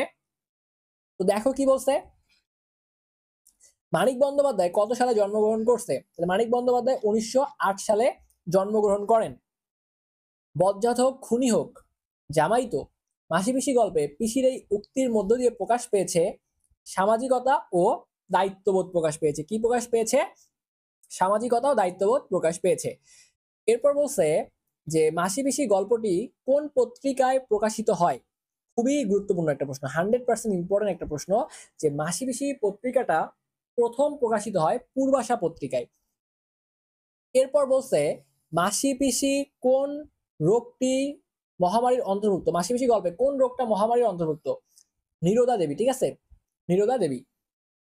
এরপর বলছে মানিক বন্দ্যোপাধ্যায় কোন কলেজ থেকে বিএসসি ডিগ্রি অর্জন করেন? মানিক বন্দ্যোপাধ্যায় কোন কলেজ থেকে বিএসসি ডিগ্রি অর্জন করছেন? কলকাতার প্রেসিডেন্সি কলেজ থেকে বিএসসি ডিগ্রি তিনি অর্জন করেছেন। এরপর দেখো বলছে যে মানিক বন্দ্যোপাধ্যায়ের লেখা প্রথম গল্প কোনটা? প্রথম গল্প কোনটা? অতসী মামি, ঠিক আছে, তাহলে এটা একটু ভালো মতো মনে রাখবা যে অতসী মামি এটা হচ্ছে মানিক বন্দ্যোপাধ্যায়ের লেখা প্রথম গল্প। আচ্ছা, এরপরে আসো, মানিক বন্দ্যোপাধ্যায় কত বছর বেঁচে ছিলেন? তিনি 48, মাত্র 48 বছর বেঁচে ছিলেন। মানিক বন্দ্যোপাধ্যায়ের কতটা ছোট গল্প রয়েছে? তার ছোট গল্প রয়েছে 300টা ছোট গল্প রয়েছে। মাসি পিসি গল্পটি পূবাশা পত্রিকায় গল্পের পর কোন গল্প গ্রন্থে সংকলিত হয়? কোন গল্প গ্রন্থে সংকলিত হয়? পরিস্থিতি গল্প গ্রন্থে সংকলিত হয়। এরপরে আসো, মাসি পিসি নামক গল্পটি পরিস্থিতি নামক গল্প গ্রন্থ কত সালে সংকলিত হয়েছে? 1946 সালে সংকলিত হয়েছে। মাসি পিসি গল্পের প্রথম বাক্য কোনটা? শেষ বেলায় খালে এখন পুরো ভাই। এটাও কিন্তু ভাইয়া খুবই গুরুত্বপূর্ণ একটা প্রশ্ন। এরপরে আসো, আল্লাদির স্বামীর নাম কি? আল্লাদির স্বামীর নাম হচ্ছে গজু, ঠিক আছে। গজু আর সেই গজু নেই বাক্যটি দ্বারা কি প্রকাশ পেয়েছে? গজুর মানসিক পরিবর্তন হয়েছে। কি হয়েছে? গজুর মানসিক পরিবর্তন হয়েছে। তো এরপর বলছে যে ফের আসুক আদরে রাখবো যতদিন থাকে কার সম্পর্কে বলা হয়েছে? গজুর সম্পর্কে বলা হয়েছে। আল্লাদির স্বামীর ঘরে যেতে চায় না কেন? স্বামীর ঘরে যেতে চায় না, খুন হবার হয়ে সে যেতে চায় না। বুড়ো রহমান ছলছল চোখে আল্লাদির দিকে তাকায় কেন? নিজের মেয়ের ছাপ দেখতে পাওয়ায়, নিজের মেয়ের ছাপ দেখতে পাওয়ায়। মানিক বন্দ্যোপাধ্যায়ের পৈতৃক বাড়ি ঢাকা জেলার কোন জেলায়? মানিক বন্দ্যোপাধ্যায়ের পৈতৃক বাড়ি ঢাকা জেলার কোন জেলায় বলতো? ঢাকা জেলার বিক্রমপুরে। ঢাকা জেলার কোথায় বলতো? বিক্রমপুরে। এরপর দেখো বলছে যে খোকাটা কোলে আসতে কি হয়ে গেল সেই মানুষ বাক্যে কি প্রকাশ পেয়েছে? মন গলে যাওয়া, মন গলে যাওয়া এখানে প্রকাশ পেয়েছে। গজু পুনরায় বউ নেবার আগ্রহ দেখায় কেন? সম্পত্তির লোভে। মাসি পিসির সম্পর্ক গভীর হয় কখন থেকে? আল্লাদির ভার চাপার পর। এরপর বলছে কৈলাসের প্রতি মাসি পিসি বিরক্তি প্রকাশ করে কেন? সময় নষ্ট হওয়ার আশঙ্কায়, সময় নষ্ট হওয়ার আশঙ্কায়। তো আল্লাদিকে নিরাপদ রাখার ক্ষেত্রে মাসি ও পিসির কোন দিকটা প্রশংসনীয়? দায়িত্বশীল ও মানবিক জীবনযুদ্ধ, দায়িত্বশীল ও মানবিক জীবনযুদ্ধ। এরপর দেখো কি বলছে, একটা বহুপদী টাইপের প্রশ্ন দিয়েছে এখানে। তো বলছে এখানে এত বড় সমত্ব মেয়া তোমরা দুটি মেয়ে লোক বাদে ঘরে একটা পুরুষ মানুষ নেই, বিপদ আপদ যদি ঘরে, তো উক্তিটি দ্বারা বোঝানো হয়েছে সহানুভূতি, ঠিক আছে, কূট কৌশল বোঝানো হয় নাই, দুরাভি সন্ধিমূলক। হ্যাঁ, এটা ঠিক আছে, তাহলে 1 এবং 3 এইটা এখানে ঠিক আছে। এরপর দেখো যেটা বলছে যে মানিক বন্দ্যোপাধ্যায় আনুমানিক কতটা উপন্যাস রচনা করেন? তাহলে 40টা উপন্যাস রচনা করেছেন। মানিক বন্দ্যোপাধ্যায়ের মায়ের নাম কি? নীরদা দেবী। মানিক বন্দ্যোপাধ্যায়ের মায়ের নাম হচ্ছে নীরদা দেবী। মানিক বন্দ্যোপাধ্যায়ের পিতার নাম কি? মনে রাখবা, হরিহর বন্দ্যোপাধ্যায়। মানিক বন্দ্যোপাধ্যায়ের পিতার নাম হচ্ছে হরিহর বন্দ্যোপাধ্যায়। এবার দেখো আরেকটা উদ্দীপক দেওয়া আছে আমাদের এখানে। তো বলছে জমির মিয়া কিছুদিন আগে তার 14 বছরের মেয়েকে চিরদিনের জন্য হারিয়েছেন।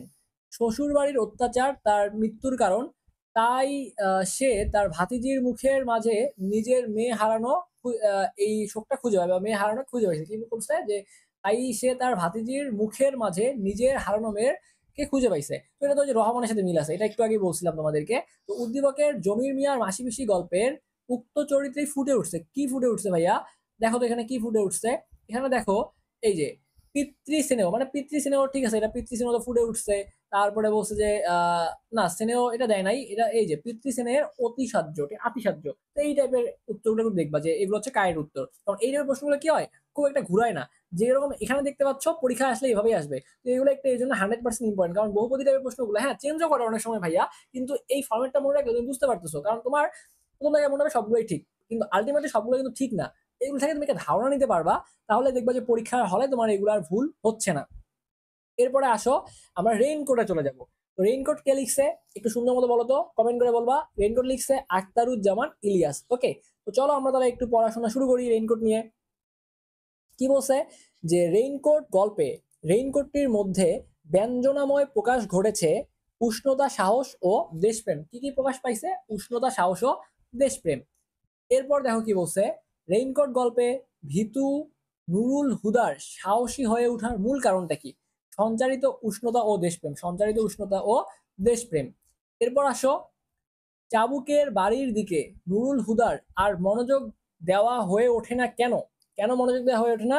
মুক্তিযোদ্ধাদের সম্পর্কে গভীর ভাবনায়, মুক্তিযোদ্ধাদের সম্পর্কে গভীর ভাবনায়। এরপরে আসো বলছে যে রেইনকোট গল্পে রেইনকোটটি কার? রেইনকোট গল্পে রেইনকোটটা কার? এই রেইনকোটটা ছিল কার বলতো? মিন্টুর ছিল। কার ছিল? মিন্টুর ছিল।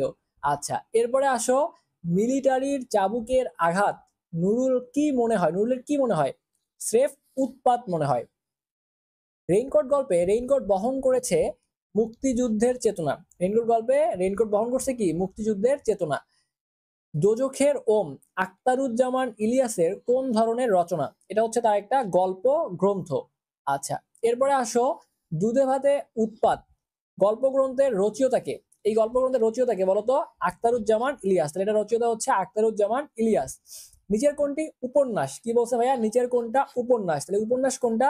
এটা হচ্ছে যে খোয়াবো নামা। খোয়াবো নামা এটা হচ্ছে ভাইয়া একটা উপন্যাস। আচ্ছা, এরপরে বলছে নিচের কোনটি উপন্যাস? তাহলে এটা খুবই খুবই গুরুত্বপূর্ণ একটা প্রশ্ন, এটা আসে, এটা 100% ইম্পর্টেন্ট লিখে রাখতে পারো যে নিচের কোনটি উপন্যাস? চিলেকোঠার সেপাই এটা হচ্ছে একটা উপন্যাস।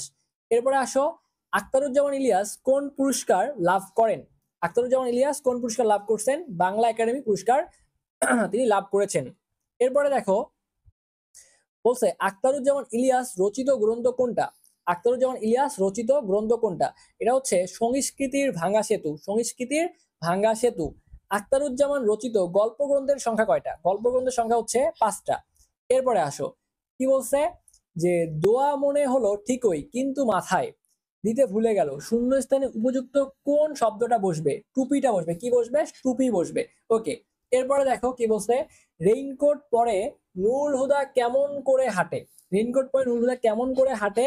এটা হচ্ছে হনন করে হাঁটে। কেমন করে হাঁটে ভাইয়া? হনন করে হাঁটে। এরপরে আসো বলছে প্রিন্সিপালের কোয়ার্টার কোন দিকে? প্রিন্সিপালের কোয়ার্টার কোন দিকে? মাঠ পেরিয়ে একটু বাদিকে। মাঠ পেরিয়ে একটু বাদিকে। মিলিটারি কার কোয়ার্টারের সাথে থাকে? মিলিটারি হচ্ছে প্রিন্সিপালের কোয়ার্টারের সাথে থাকে। এরপরে আসো বলছে কলেজের জিমনেশিয়ান এখন কি হিসেবে ব্যবহৃত হচ্ছে? মিলিটারি ক্যাম্প হিসেবে ব্যবহৃত, অর্থাৎ কলেজের যে জিমনেশিয়াম ছিল এটা কি হিসেবে ব্যবহৃত হচ্ছে? মিলিটারি ক্যাম্প হিসেবে ব্যবহৃত হচ্ছে। এরপর দেখো বলছে প্রিন্সিপালের বাড়ির গেটে বোমা ফেলা অর্থ কি? প্রিন্সিপালের বাড়ির গেটে বোমা ফেলা অর্থ কি? মিলিটারি ক্যাম্প অ্যাটাক করা। মিলিটারি ক্যাম্প অ্যাটাক করা। এরপরে আসো পরবর্তী প্রশ্নে চলে যাই। বলছে যে রেইনকোট গল্পে কলেজটা এখন কাদের দখলে আছে? রেইনকোট গল্পে কলেজটা এখন কাদের দখলে আছে? তাহলে কলেজটা এখন কাদের দখলে আছে? এটা হচ্ছে মিলিটারির দখলে আছে। ইসাক জিওগ্রাফির প্রফেসরের বাড়ির দিকে রওনা হয় কিসে করে? বেবি ট্যাক্সি করে রওনা হয়। তাহলে কিসে করে রওনা হয়েছে? বেবি ট্যাক্সি করে রওনা হয়েছে। এগুলো ভালো মতো মনে রাখতে হবে, কিন্তু এগুলো পরীক্ষা আসবে। এরপরে দেখো ইসাক এপ্রিল মাস থেকে কোন ভাষায় কথা বলে? উর্দু ভাষায় কথা বলে। হাঁপানির টান কার আছে? হাঁপানির টান কার আছে বলতো? হাঁপানির টান নুরুল হুদার আছে। এরপরে যেটা বলছে যে প্রিন্সিপাল দিনরাত দোয়া দরুদ পড়ে কার জন্য? পাকিস্তানের জন্য। প্রিন্সিপাল কবে স্কুল কলেজ থেকে শহীদ মিনারে হটানোর জন্য আবেদন জানায়? কখন জানায় বলতো? এটা এটা হচ্ছে এপ্রিল মাসের মাঝামাঝি। পাকিস্তানি বাহিনী গ্রামগঞ্জে গিয়েই প্রথম কিসের দিকে কামান তাক করেছে? শহীদ মিনারের দিকে কামান তাক করছে। কিসের দিকে কামান তাক করছে? শহীদ মিনারের দিকে কামান তাক করছে। নুরুল হুদাকে এক্সট্রা তটস্থ থাকতে হয় কেন? কেন হয়? মিন্টুর জন্য থাকতে হয়। মিন্টু মগবাজারের 2 কামরার ফ্ল্যাট থেকে চলে যায় কবে? কবে চলে যায়? এটা মনে রাখবা 23 জুন চলে যায়। কবে চলে যায়? 23 জুন চলে যায়। কি বলছে যে মিন্টু মগবাজারের 2 কামরার ফ্ল্যাট থেকে চলে যায় কবে? 23 জুন চলে যায়। এরপরে আসো মিলিটারি আসার পর থেকে নুরুল হুদা কতবার বাড়ি বদল করে? 4বার বাড়ি বদল করছে। আমার ভাইটাকে আর ঢাকায় রাখলাম না উক্তিটি কার? নিচের তলার ভদ্রলোকের। এরপর বলছে যে পূব দিকের জানালা ধরে আড়ালে দাঁড়ালে কি চোখে পড়ে? বিল আর ধান ক্ষেত চোখে পড়ে। কি কি চোখে পড়ে? বিল আর ধান ক্ষেত চোখে পড়ে। মিন্টু কোথায় আছে তা জানে কে? তা জানে নুরুল হুদা ও তার বউ। মিন্টু কোথায় আছে কে জানে? তা জানে নুরুল হুদা এবং তার বউ জানে। তো নুরুল হুদার নিচের ফ্ল্যাটে কে থাকে? ওয়েল্ডিং ওয়ার্কশপের মালিক। ওয়েল্ডিং ওয়ার্কশপের মালিক থাকে। আচ্ছা, এরপরে আসো গোড়ালি পর্যন্ত ঢাকা পড়েছে কোন পোশাকে? রেইনকোট। গোড়ালি পর্যন্ত ঢাকা পড়েছে কোন পোশাকে? রেইনকোট। নুরুল হুদা বৃষ্টিতে রিক্সার পরোয়া করে না কেন? রেইনকোট গায়ে আছে বলে। কেন? রেইনকোট গায়ে আছে বলে সে আর পরোয়া করতেছে না। মেয়ের ঘুম ভাঙা গলায় ভাঙা ভাঙা বুলি শুনে নুরুল হুদার অনুভূতি কেমন হয়েছিল? চমকে উঠেছিল। নুরুল হুদার ছেলের বয়স কত? 5 বছর। এই প্রত্যেকটা প্রশ্নই কিন্তু ভাইয়া এই স্লাইডের 100% ইম্পর্টেন্ট, দেখবা যে কোনো না কোনো বোর্ডে চলে আসছে। এরপর দেখো, আব্বুকে ছোট মামার মতো দেখাচ্ছে, এই রায়টি কে দিয়েছিল? 5 বছরের ছেলে দিয়েছিল। ড্রেসিং টেবিলের সামনে নিজের নতুন রূপ দেখে নুরুল হুদার মনের অবস্থা কেমন হয়? নতুন রূপে ভ্যাবাচ্যাকা খায়। নতুন রূপে কি হয় ভাইয়া? নতুন রূপে সে ভ্যাবাচ্যাকা খায়। এরপরে আসো, যেটা বলছে যে কি বলছে দেখো তো, সাবসার্সিভ অ্যাক্টিভিটিজের সঙ্গে তারা সামহাউ অর আদার কি লিখছে এটা? ইনভলভ। ও আচ্ছা, ইনভলভ উক্তিটি কার? আচ্ছা, এই উক্তিটা কার বলতো? এই উক্তিটা ছিল প্রিন্সিপালের ছিল। তার মানে এটা, ও আচ্ছা, এই লাইনটা অর্থাৎ ইংলিশ ছিল তো, ওইটাকে বাংলা ভার্সন লিখছে, এই জন্য একটু পড়তে সমস্যা হয়েছে। এটা কার ছিল উক্তিটা ভাইয়া? এটা ছিল প্রিন্সিপালের উক্তি ছিল। তোমরা যারা এটা ভালো মতো পড়ছো তাদের মনে আছে, আমি তো অনেক আগে পড়ছিলাম, এই জন্য আমার অনেকগুলো জিনিসই মনে নাই। আচ্ছা, যাই হোক, দেখো তারপরে পরবর্তী প্রশ্নটা একটু করে দেখো। তো বলছে যে নুরুল হুদা কোনগুলো থেকে শত হাত দূরে? সাবসার্ভিস অ্যাক্টিভিটিস থেকে শত হাত দূরে। এরপরে আসো পরবর্তী প্রশ্নে যাই, কি বলছে? ফিরে এসে দেশের ভিতরে মিন্টু কি করে? ফিরে এসে দেশের ভিতরে মিন্টু কি করে? দমাদম মিলিটারি মারে। তাতে আর দুলাভাইয়ের দোষটা কোথায়? এখানে কার দুলাভাইয়ের কথা বলা হয়েছে? এখানে মিন্টুর দুলাভাইয়ের কথা বলা হয়েছে। রেইনকোট গল্পে ব্যবহৃত দ্বিরুক্তি শব্দযুগল কোনটা? একটা হচ্ছে দমাদম আর একটা হচ্ছে টপাটপ। ওকে, ফাইন। তো চলো পরবর্তী প্রশ্নে চলে যাওয়া যাক। তো পরবর্তী প্রশ্নে বলছে, টু শব্দটি না করা বাগধারাটির অর্থ কি? কোনো প্রতিবাদ না করা, কোনো প্রতিবাদ না করা। এরপরে বলছে, ডক্টর আফাজ আহমেদের গলার স্বর কেমন? গলার স্বর হচ্ছে ভাইয়া খ্যাসখ্যাসে। তাহলে ডক্টর আফাজ আহমেদের গলার স্বর কেমন ছিল? খ্যাসখ্যাসে ছিল। এরপর দেখো, কলেজের উর্দুর প্রফেসরের নাম কি? তাহলে কলেজের উর্দুর প্রফেসরের নাম হচ্ছে আকবর সাজিদ। ছেলেরা কলেজে আসে না কেন? ছেলেরা কলেজে আসে না কেন? সব ক্লাস বন্ধ বলে সে কি করে না? কলেজে আসে না। ক্লাস বন্ধ থাকলেও মাস্টারদের কলেজে আসতে হয় কেন? হাজিরা দিতে হয় বলে কলেজে আসতে হয়। তো এরপরে দেখো পরবর্তী প্রশ্ন কি বলছে? নুরুল হুদার কলিগরা কোথায় বসে ফিসফিস করে? স্টাফ রুমে বসে ফিসফিস করে। তাই নুরুল হুদার কলিগরা কোথায় বসে ফিসফিস করে? স্টাফ রুমে বসে ফিসফিস করে। হিন্দুস্তান ও মিসক্রিয়ান্টের অবশ্যমাভি পতন সম্বন্ধে ভবিষ্যৎবাণী শোনে গে? কি বলছে? হিন্দুস্তান ও মিসক্রিয়ান্টদের, ঠিক আছে, মিসক্রিয়ান্টদের। ওকে, ফাইন। সম্ভাব্য এই যে পতনটা, এটার ভবিষ্যৎবাণী কে করছে ভাইয়া? এই ভবিষ্যৎবাণীটা করছে নুরুল হুদা, কিন্তু এদের ভবিষ্যৎবাণী করছে। খ্যাসখ্যাসে গলায় হিন্দুস্তান ও মিসক্রিয়ান্টদের অবশ্যমাভি পতনের ভবিষ্যৎবাণী কে করে? এই ভবিষ্যৎবাণী করছে কিন্তু প্রিন্সিপাল, কিন্তু এই ভবিষ্যৎবাণী করছে। ওকে, তো আমরা গদ্যগুলা শেষ করে ফেলছি, আলহামদুলিল্লাহ আলহামদুলিল্লাহ। সো আমরা গদ্যর অংশটা পুরোটাই শেষ করে ফেললাম। তো এই গদ্য থেকে যে প্রশ্নগুলো সব থেকে গুরুত্বপূর্ণ ভাবে যে প্রশ্নগুলো আসতে পারে সেগুলো কিন্তু তোমাদেরকে পড়িয়ে দিয়েছি। তো তোমরা যদি এই প্রশ্নগুলো একটু ভালো মতো শেষ সময় একবার করে দেখে যাইতে পারো ভাইয়া, দেখবা যে এখান থেকেই তোমাদের ম্যাক্সিমাম প্রশ্ন কমন চলে আসতেছে। তো এবার চলো তাহলে আমরা আমাদের কবিতার যে অংশগুলো আছে, আমরা একটা একটা করে কবিতা গুলো পড়ার চেষ্টা করব। তো দেখো, প্রথমে আমরা আলোচনা করব, সোনার তরী দিয়ে আলোচনা শুরু করব। তো প্রথম যে প্রশ্নটা দেওয়া আছে সেটা হচ্ছে, ঘন বরষা শব্দটির মাধ্যমে কবিতায় মূলত কি বোঝানো হয়েছে? এটা দ্বারা কি বোঝানো হয়েছে? বর্ষা প্রকৃতি বোঝানো হয়েছে। তো এরপরে দেখো বলছে, ধান কাটা হলো সারা চরণটির মাধ্যমে কোন ভাব প্রকাশ পেয়েছে? কর্মের পরিণতি প্রকাশ পেয়েছে। সোনার তরী কবিতায় বাঁকা জল মূলত কিসের প্রতীক? এটা হচ্ছে কাল স্রোতের প্রতীক। আচ্ছা, সোনার তরী কবিতায় মূলত কয়টা চরিত্রের সন্ধান মেলে? এটা খুবই গুরুত্বপূর্ণ একটা প্রশ্ন। এটা কয়টা চরিত্রের সন্ধান মেলে এটা মনে রাখতে হবে তোমাদেরকে। এখানে দুইটা চরিত্রের সন্ধান মেলে। সুন্দরভাবে উত্তরটা দেওয়া আছে, মনে রাখবা, দুইটা চরিত্রের সন্ধান মেলে। এরপরে বলছে, ভরসা শব্দটির অর্থ কি? ভরসা শব্দটির অর্থ হচ্ছে আশা। কুল শব্দটির অর্থ কি? কুল মানে কিনারা, জানো এগুলা? পরপারে দেখি আঁকা তরু ছায়া মসি মাখা, এখানে মসি মাখা, মসিমাক বলতে কি বোঝানো হয়েছে? এই যে কি বলছে যে এখানে এই যে মসিমাক বলতে কি বোঝানো হয়েছে? কালো রঙের মাখানো, কালো রঙের মাখানো বোঝানো হয়েছে। আচ্ছা, তো থরে বিথরে শব্দটির অর্থ কি? সুবিন্যস্ত করে। থরে বিথরে শব্দটার অর্থ হচ্ছে সুবিন্যস্ত করে। সোনার ধান নিয়ে তরি কোথায় চলে যায়? সোনার ধান নিয়ে তরি কোথায় চলে যায়? অজানা দেশে চলে যায়। তাহলে সোনার ধান নিয়ে তরি কোথায় চলে যায়? অজানা দেশে চলে যায়। ক্ষুরধারা বলতে কি বোঝানো হয়েছে? ক্ষুরধারা বলতে কি বোঝানো হয়েছে? ক্ষুরধারা বলতে বোঝানো হয়েছে ক্ষুরের মতো ধারালো প্রবাহ বা স্রোত। ক্ষুরধারা বলতে বোঝানো হয়েছে ক্ষুরের মতো ধারালো প্রবাহ বা স্রোতকে বোঝানো হয়েছে। এরপরে আসো, যে বলছে এখানে রবীন্দ্রনাথ ঠাকুরের ছদ্মনাম কি, তাহলে ভানু সিংহ। কি কাটা হলো সারা, ঠিক আছে, কি কাটা হলো সারা ধান, ওকে, এটা মনে রাখবে, ধান হবে। এরপরে দেখো সোনার তরী কবিতায় শূন্য নদীর তীরে কে একা পথে থাকলো, কৃষক। উত্তরটা কি হবে বলো তো, কৃষক হবে। আচ্ছা, এরপরে দেখো এখানে ভাইয়া বলছে যে কোন পঙ্ক্তিতে মাঝির অপরিচয়ের নির্বিকারত্ব ও নিরাসক্তি ফুটে উঠেছে, কোন দিকে নাহি চায়, কোন দিকে নাহি চায়, সঠিক উত্তর কি বলতো, কোন দিকে নাহি চায়। সোনার তরীতে কেন কৃষকের ঠাঁই হলো না, সোনার তরীতে কেন কৃষকের ঠাঁই হলো না বলতো, কেন ঠাঁই হয়ে নাই? তো ঠাঁইটা হয়নি একটা কারণেই, যে কৃষকের সোনার ধারে তরীটি ভরে গিয়েছিল, কৃষকের সোনার ধারে তরীটি ভরে গিয়েছিল। আচ্ছা, এরপর আমরা পরবর্তী প্রশ্নে চলে যাব। বলছে মানব জীবনের এক দুর্যোগপূর্ণ পরিস্থিতির প্রতি ইঙ্গিত দেয়া হয়েছে কোন শব্দটিতে, ক্ষুর ধারা। তাহলে কোন শব্দটিতে, এগুলো এগুলো না, কিন্তু সঠিক উত্তর হচ্ছে ক্ষুর ধারা। এরপরে দেখো যেটা বলছে, কৃষক কিংবা কবির নিঃসঙ্গ অবস্থা প্রকাশ পাচ্ছে কোনটির মাধ্যমে, আমি একলা। এই নিঃসঙ্গ অবস্থা প্রকাশ পাচ্ছে কোনটার মাধ্যমে, আমি একলা, এই শব্দের মাধ্যমে প্রকাশ পাচ্ছে। তো মাঝি মূলেতে তরি ভিড়ালো কেন, মাঝি মূলেতে তরি ভিড়াইলো কেন ভাইয়া, ফসলের জন্য তরি ভিড়াইছে। কৃষক সোনার ফসল মহাকালের উদ্দেশ্যে পাঠাতে চায় কেন, কর্মের মধ্যে বেঁচে থাকার জন্য, কর্মের মধ্যে বেঁচে থাকার জন্য। নির্বিকার মাঝিকে দৃষ্টি আকর্ষণের জন্য কৃষক চেষ্টা করেছেন তার সোনার ফসল তুলে নেয়ার জন্য, তার সোনার ফসল তুলে নেয়ার জন্য। আচ্ছা, এরপরে আসো, তো বলছে যে ভাড়া ভাড়া শব্দটি কি অর্থে ব্যবহৃত হয়েছে, ভাড়া ভাড়া শব্দটি ব্যবহৃত হয়েছে রাশি রাশি এই শব্দে ব্যবহৃত হয়েছে। কোন সময়ে ক্ষেত সমেত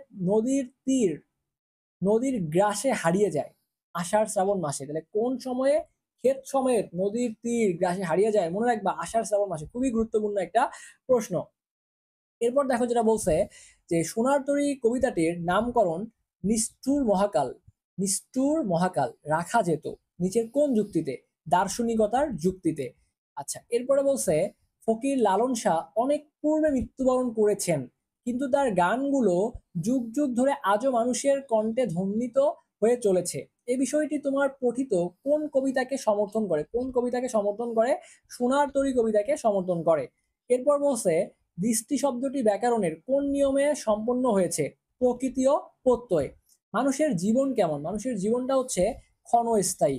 বাঁকা জল, এটা খুবই গুরুত্বপূর্ণ একটা প্রশ্ন, মনে রাখবা, বাঁকা জল কিসের প্রতীক, কাল স্রোতের প্রতীক, কিসের প্রতীক, কাল স্রোতের প্রতীক। আচ্ছা, এরপরে দেখো বলছে নদী শব্দটির প্রতিশব্দ হিসেবে কোনটি সমর্থনযোগ্য, নদী এর প্রতিশব্দ কোনটা, এটা হচ্ছে তটিনী। ফসল উৎপাদনকারী কৃষক বলতে কবি কাকে কল্পনা করেছেন, নিজেকে কল্পনা করেছেন। সোনার তরী কবিতায় কবির সৃষ্টিকর্মকে কি হিসেবে কল্পনা করা হয়েছে, ফসল হিসেবে কল্পনা করা হয়েছে। এরপর আসো, সোনার তরী কবিতার সর্বশেষ স্তবকে শূন্য শব্দটির প্রয়োগে কি স্পষ্ট হয়ে ওঠে, এটি মাত্রাবৃত্ত ছন্দে রচিত। এটাও কিন্তু 100% ইম্পর্টেন্ট, এটা এই যে সোনার তরী, এটা কোন ছন্দে রচিত মনে রাখবা, এটা হচ্ছে মাত্রাবৃত্ত ছন্দে রচিত। এরপর বলছে যে সোনার তরীর মাঝি অতৃপ্তির বেদনা নিয়ে কিসের জন্য অপেক্ষা করতে থাকে, কিসের জন্য অপেক্ষা করতে থাকে, মহাকালের শূন্যতায় বিলীন হওয়ার জন্য, মহাকালের শূন্যতায় বিলীন হওয়ার জন্য। সোনার তরী কবিতায় সোনার ধান আসলে কি, এই সোনার ধান হচ্ছে আসলে ভাইয়া মানুষের সৃষ্টিকর্মকে এখানে বোঝানো হচ্ছে, কি বোঝানো হচ্ছে, মানুষের সৃষ্টিকর্মকে বোঝানো হচ্ছে। এরপর আসো, কি কাটতে কাটতে বর্ষা এলো, ধান কাটতে কাটতে বর্ষা এলো। সোনার তরী কবিতায় কোথায় মেঘ গর্জন করার কথা বলা হয়েছে, আকাশ জুড়ে মেঘ গর্জন করার কথা বলা হয়েছে। তো আমরা এটাও শেষ করে ফেললাম। এরপর আমরা পরবর্তী অংশে চলে যাব। তো পরবর্তীতে আমরা বিদ্রোহী কবিতা নিয়ে আলোচনা করব। এই বিদ্রোহী কবিতা নিয়ে আমরা আলোচনা করব, এবং যেটা লিখেছে কে বলতো, কাজী নজরুল ইসলাম লিখেছে। তো আমরা আবারও 20 থেকে 30 সেকেন্ডের একটা বিরতিতে যাচ্ছি, একটু চা পানি খাইলে খেয়ে নাও, হালকা একটু পানি খেয়ে নাও, আমরা আবারও আলোচনা শুরু করতেছি। আচ্ছা, তো তাহলে একটু করে দেখো কি বলছে এখানে, যে বিদ্রোহী কবিতা কোন কাব্যগ্রন্থ থেকে সংকলিত হয়েছে, এটা খুবই গুরুত্বপূর্ণ একটা প্রশ্ন, মনে রাখবা, অগ্নিবীণা। এরপর বলছে কাজী নজরুল ইসলামের বিদ্রোহী কবিতার শতবর্ষ হয়েছে 2022 সালে, কত সালে, 2022 সালে। আচ্ছা, এরপর বলছে এক হাতে বাঁকা বাঁশের বাঁশরি আর হাতে রণতুর্য। এখানে কবি কাজী নজরুল ইসলামের কোন সত্তাটি প্রকাশ পেয়েছে? প্রেম ও দ্রোহ প্রকাশ পাইছে। বাংলাদেশের জাতীয় কবিকে এটা একটু আগেও বলছিলাম। এরপরে আসো, বিদ্রোহী কবিতায় কবি কার বুকের ক্রন্দন শ্বাস, কি বলছে বিদ্রোহী কবিতায় কবি কার বুকের ক্রন্দন শ্বাস? বিধবার। ঠিক আছে, আচ্ছা এরপরে আসো, পরবর্তী প্রশ্ন চলে যাই। কবি নিজেকে কার দণ্ড বলে অভিহিত করেছেন? কবি নিজেকে কার দণ্ড বলে অভিহিত করেছেন? ধর্মরাজের। কাজী নজরুল ইসলামের জন্মস্থান কোনটা? কাজী নজরুল ইসলামের জন্মস্থান হচ্ছে ভারতের পশ্চিমবঙ্গ। ঠিক আছে, কাজী নজরুল ইসলামের জন্মস্থান কোথায় দেখো তো? ভারতের পশ্চিমবঙ্গ। এরপরে যেটা বলছে, কাজী নজরুল ইসলাম কত বছর বয়সে পিতাকে হারাইছেন? 8 বছর বয়সে পিতাকে হারিয়েছেন। কবির পরিবার চরম দারিদ্র্যে পতিত হয় কেন? কবির পিতার মৃত্যু হওয়ায়।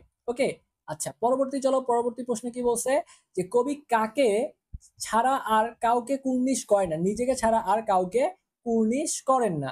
এরপরে দেখো বলছে যে কবি নিজেকে কার ভম্র ত্রিশূল বলেছেন? পিনাক পানির। কাকে? পিনাক পানির। ভালো মতো দেখবা, এই জিনিসগুলো খুবই গুরুত্বপূর্ণ। 12 বছর বয়সে কবি কোথায় যোগ দেন? 12 বছর বয়সে কবি লেটোর দলে কিন্তু যোগ দিয়েছিলেন। লেটোর দলে যোগ দিয়ে নজরুল দলের জন্য কি রচনা করেন? পালা গান রচনা করেছেন। কি রচনা করেছেন? পালা গান রচনা করেছেন। এরপরে দেখো, কাজী নজরুল ইসলাম কোথায় যোগদানের মাধ্যমে সৃষ্টিশীল সত্তার অধিকারী হয়ে ওঠেন? কোথায়? লেটোর দলে। নজরুল কোন যুগের সময় সেনাবাহিনীতে যোগ দেন? নজরুল কোন যুগে, কোন যুদ্ধের সময়? এটা খুবই গুরুত্বপূর্ণ প্রশ্ন। প্রথম প্রথম বিশ্বযুদ্ধের সময়। এরপরে দেখো, কাজী নজরুল ইসলাম কত সালে বাঙালি পল্টনে সৈনিক হিসেবে যোগ দিয়েছেন? এটাও খুবই গুরুত্বপূর্ণ প্রশ্ন। 1917 সালে। ঠিক আছে, 1917 সালে। আচ্ছা এরপরে দেখো কি বলছে, যে কবি বাঙালি পল্টনে সৈনিক হিসেবে যোগদান করার পরে কোন পদে উন্নীত হন? হাবিলদার পদে উন্নীত হন।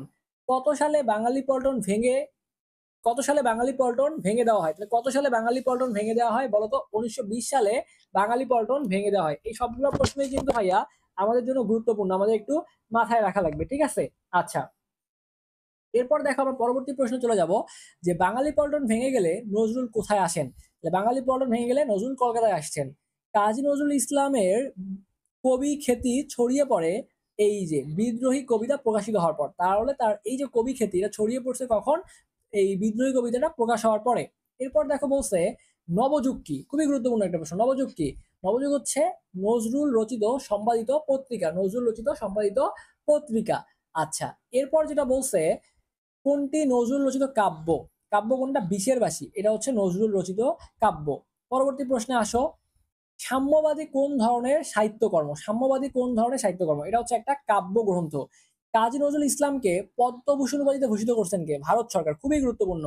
কাজী নজরুল ইসলাম কত খ্রিস্টাব্দে পদ্মভূষণ উপাধিতে ভূষিত হন? কাজী নজরুল ইসলাম কত খ্রিস্টাব্দে পদ্মভূষণ উপাধিতে ভূষিত হয়েছেন? 1960 খ্রিস্টাব্দে। 1960। ওকে, আচ্ছা কাজী নজরুল ইসলাম নিচের কোন পুরস্কার ও সম্মাননায় ভূষিত হয়েছে? জগত্তারিণী স্বর্ণপদক। জগত্তারিণী স্বর্ণপদকে ভূষিত হয়েছেন। এরপরে দেখো বলছে যে কত সালে কাজী নজরুল ইসলামকে স্বাধীন বাংলাদেশের জাতীয় কবি হিসেবে স্বীকৃতি দেওয়া হয়? 1972 সালে। কাজী নজরুল ইসলাম কত খ্রিস্টাব্দে মৃত্যুবরণ করেন? 1976। এটা মনে রাখবো, 1976 খ্রিস্টাব্দে মৃত্যুবরণ করেন। বিদ্রোহী কবিতার প্রথম চরণ কোনটা? বলবীর। বিদ্রোহী কবিতার প্রথম চরণ হচ্ছে বলবীর। এরপর বলছে কবির শির দেখে কি নতশির হয়ে যায়? হিমালয় শিখর। হিমালয় শিখর। শির নেহারি আমারই, নতশির ওই শিখর হিমাদ্রির। এখানে মূলত কি প্রকাশ পেয়েছে? তীব্র আত্মবিশ্বাস প্রকাশ পেয়েছে। কি প্রকাশ পাইছে? তীব্র আত্মবিশ্বাস প্রকাশ পাইছে। কবি নিজেকে কিসের নটরাজ হিসেবে ঘোষণা করেছেন? মহাপ্রলয়ের। এটাও গুরুত্বপূর্ণ একটা প্রশ্ন। বিদ্রোহী কবিতায় কাকে খ্যাপা বলা হয়েছে? দুর্বাসাকে খ্যাপা বলা হয়েছে। নজরুল নিজেকে কার শিষ্য বলেছেন? নজরুল নিজেকে কার শিষ্য বলেছেন?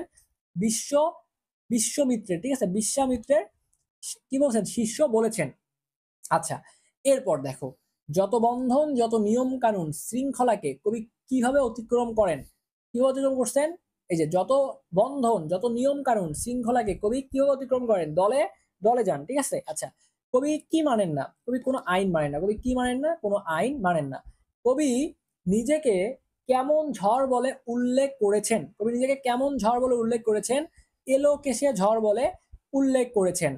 কবি নিজেকে কার বিদ্রোহী সুত বলে ঘোষণা করেছেন? বিশ্ববিধাতার ইন্দ্রাণী সুতকে এটা হচ্ছে জয়ন্ত।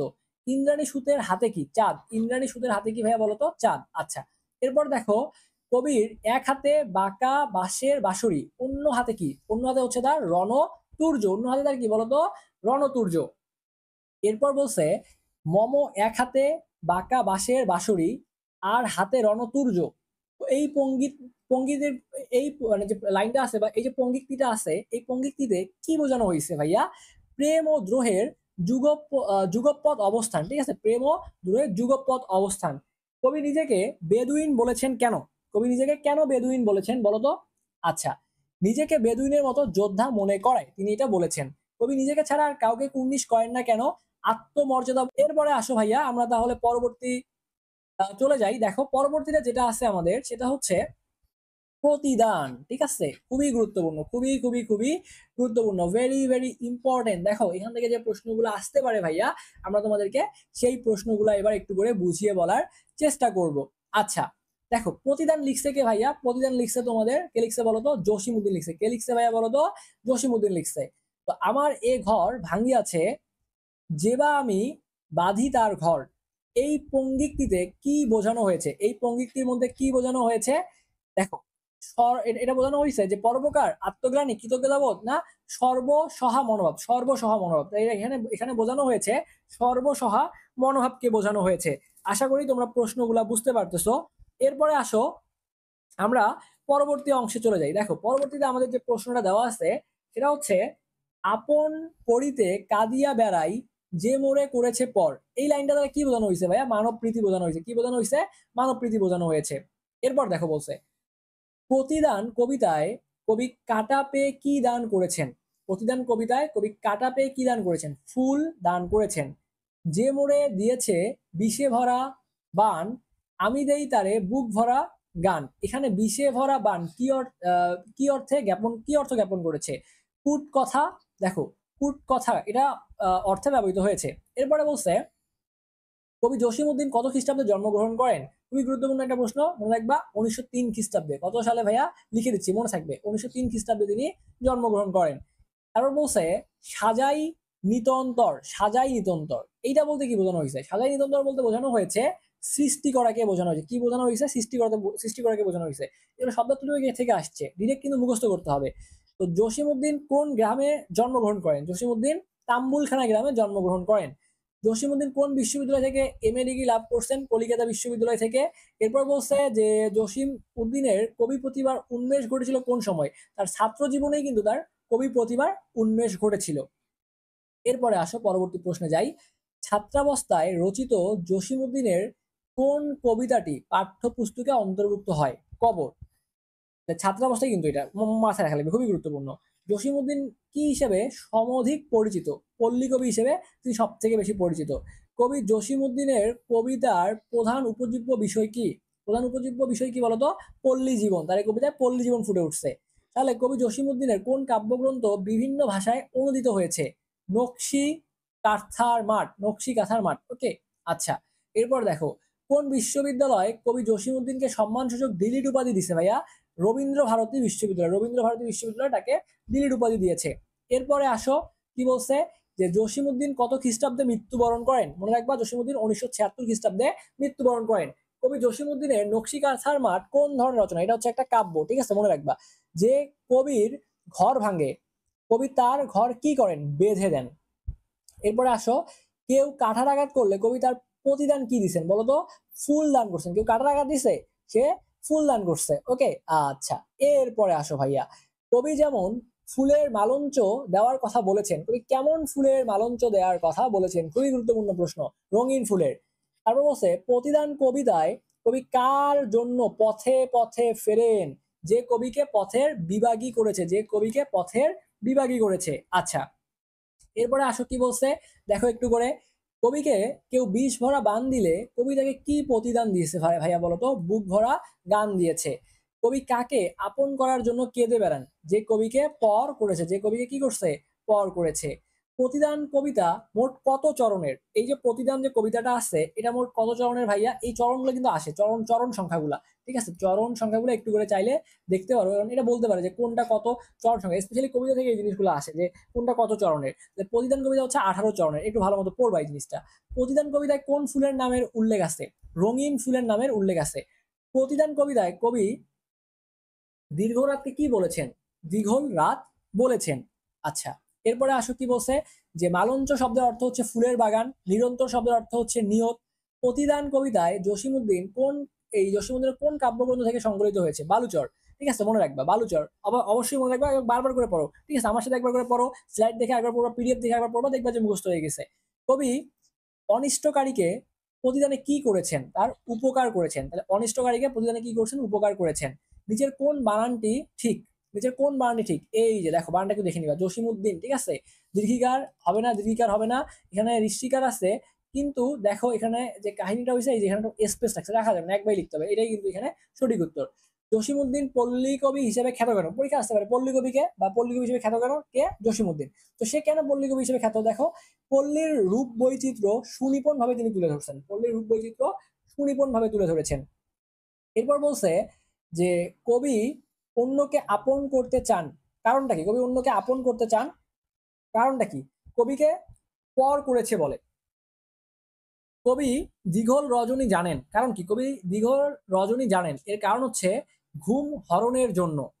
তারপর বলছে যে কবি কেন সারা জীবন অন্যকে ফুল দান করতে চান? কবিকে কাটা দিয়েছে বলে, কবিকে কাটা দিয়েছে বলে। আচ্ছা, এরপরে আসো কি বলছে। আচ্ছা, এরপরে বলছে যে কবি জসীমউদ্দিন ঘুম হরণ বলতে কি বুঝিয়েছেন? নির্ঘুম রাত কাটানো। সেখানে যে একটা জিনিস বলছে, দেখো দেখো, যে কবিকে, এই যে কবি কেন সারা জীবন অন্যকে ফুল দান করতে চান? কবি কাটা দিয়েছে বলে। কবি কাটা কে দিছে বলতো? কবি কি, কবির জিএফ কি তাই কাটা দিছে নাকি? কবি কি সেকা মেকা খাইছে কিনা বলতো? একটু কমেন্ট করে জানাই দিবা যে কবি আবার সেকা খাইছে কিনা। যে কবি, এই যে কে কি বলছে যে কবিকে কেন সারা জীবন অন্যকে ফুল দান করতে চান? কাটা দিছে, ঠিক আছে, কবির জিএফ মনে থেকে দুঃখ দিছে, কষ্ট দিছে, বুঝছো, এই জন্য এই অবস্থা। আচ্ছা, তো আসো, তোমাদের ঘুম ধরছে কিনা দেখো, আমাদের আরো কিন্তু অনেকটা পথ পড়তে হবে, ঠিক আছে, একটু রিল্যাক্স হও ভাইয়া, দরকার একটু চা কফি যা মন চায় খেয়ে আসো, ঠিক আছে। আমি কিন্তু খুব ডিটেলস তোমাকে বুঝাইতে পারতেছি না, কারণ আমি বলছিলাম যে বাংলা কিন্তু আমার পার্ট না, আমার অংশ না ভাইয়া, ঠিক আছে, আমি বাংলার মানুষ না, বাংলা আমি এইভাবে ডিটেলসে আমি তোমাদেরকে পড়াইতে পারবো না, আমি আগেই শুরুতেই বলছিলাম, বাট আমি বলছি যে গুরুত্বপূর্ণ যে প্রশ্নগুলো তোমার পরীক্ষার জন্য ইম্পর্টেন্ট সবগুলোই পড়াই দিব। তো যারা ক্লাসটা করতেছো কমেন্ট করে জানাই দিও যে ক্লাসটা কেমন লাগছে, ঠিক আছে, আমি পরবর্তীতে তোমাদের কমেন্টগুলো চেক করবো। আসো কি বলছে দেখি, যে জসীমউদ্দিনের কবিতায় বিশেষভাবে কিসের প্রয়োগ ঘটেছে? মনে রাখবা, বাংলার গ্রামীণ জীবনের আবহ, কি কিসের এটা হয়েছে? বাংলার গ্রামীণ জীবনের আবহ ফুটে উঠছে তার কবিতাগুলোর মধ্যে। কবি পরের দ্বারা ক্ষতির সম্মুখীন হয়েও তাদের জন্য কি করছে? তাদের ঘর বাঁধতে চান, ফুল দান করেন, তাদের কুল বাঁধেন, ঠিক আছে। আচ্ছা, এরপর দেখো, প্রতিদান কবিতায় কবির ফুল দানে যে দিকটা ফুটে উঠেছে সেটা কি বলতো? ক্ষমার মহত্ব, প্রতিশোধ পরায়ণহীনতা, উদার ভালোবাসা, সবগুলাই ফুটে উঠছে। আচ্ছা, এরপরে আসো, এরপরে আসো, এরপরে আসো যে নিচের অনুচ্ছেদ পরে দেখো প্রশ্নগুলো উত্তর দিতে বলছে আমাদেরকে। তো বলছে কি, যে যুক্তরাষ্ট্রে এক প্রবাসী, যুক্তরাষ্ট্রে এক প্রবাসী বাংলাদেশি, যুক্তরাষ্ট্রে এক প্রবাসী বাংলাদেশি এক কৃষ্ণাঙ্গ সন্ত্রাসীর গুলিতে মারাত্মক আহত হন। আদালতের বিচারে সন্ত্রাসীর মৃত্যুদণ্ড হয়, কিন্তু সুস্থ হওয়ার পর আক্রান্ত বাংলাদেশি ওই কৃষ্ণাঙ্গ সন্ত্রাসীর কি বলছে, দণ্ড মৌকুফ করার জন্য যুক্তরাষ্ট্র সরকারের কাছে আবেদন করে তাকে বাঁচিয়ে দেন। প্রতিপক্ষে আক্রান্ত বাংলাদেশির ক্ষমতাশীলতার সঙ্গে প্রতিদান কবিতায় কোন এই পঙ্ক্তির মিল আছে দেখো তো। আচ্ছা, কোনটার মিল আছে আমরা একটু দেখার চেষ্টা করি পরবর্তী অপশনগুলা। যে গেছে বুকেতে আঘাত হানিয়া তার লাগে আমি কাঁদি, ঠিক আছে, এটা একটু দেখবা। এবং উপযুক্ত মিলের কারণটা কি ভাইয়া? এখানে ক্ষমাশীলতা প্রকাশ পাইছে, এখানে পারস্পরিক সৌহার্দ্যতা প্রকাশ পেয়েছে। আশা করি এটা বুঝতে পারছো। তাহলে চলো আমরা পরবর্তী কবিতার মধ্যে চলে যাই। এবার আমরা যেটা নিয়ে আলোচনা করব সেটা হচ্ছে তাহারেই পরে মনে। কি নিয়ে আলোচনা করবো বলতো? তাহারেই পরে মনে। এটা কে লিখছে একটু মুখস্থ করো, সুফিয়া কামাল লিখছে, ঠিক আছে, আমি একটু পানি খেয়ে নেই এর মধ্যে।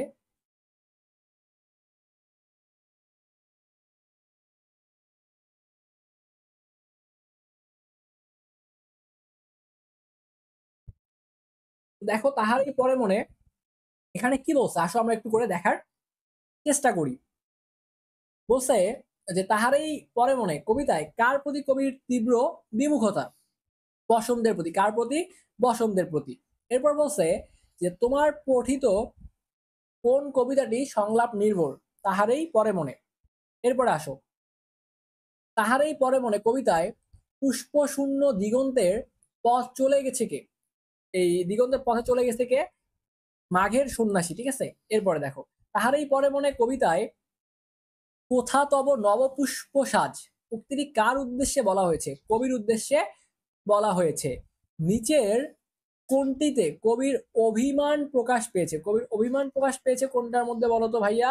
যে কহিল সে মৃদু মধু স্বরে। এরপরে বলছে তাহারই পরে মনে কবিতায় কে গন্ধে গন্ধে অধীর আকুল হয়েছে কিনা জানতে চাওয়া হয়েছে। দক্ষিণা সমীর। তাহারই পরে মনে কবিতাটি প্রকাশিত হয় 1935 খ্রিস্টাব্দে।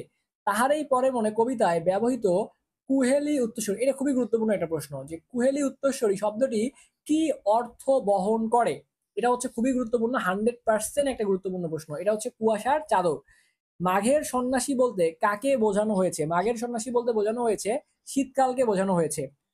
তাহারই পরে মনে কবিতাটির লক্ষণীয় বৈশিষ্ট্য কি? নাটকীয়তা। কি ভাইয়া বলতো? নাটকীয়তা। এরপরে আসো, বলছে তাহারই পরে মনে কবিতায় কোন ফুলের কথা বলা আছে? বাতাবি লেবু ফুলের কথা বলা আছে।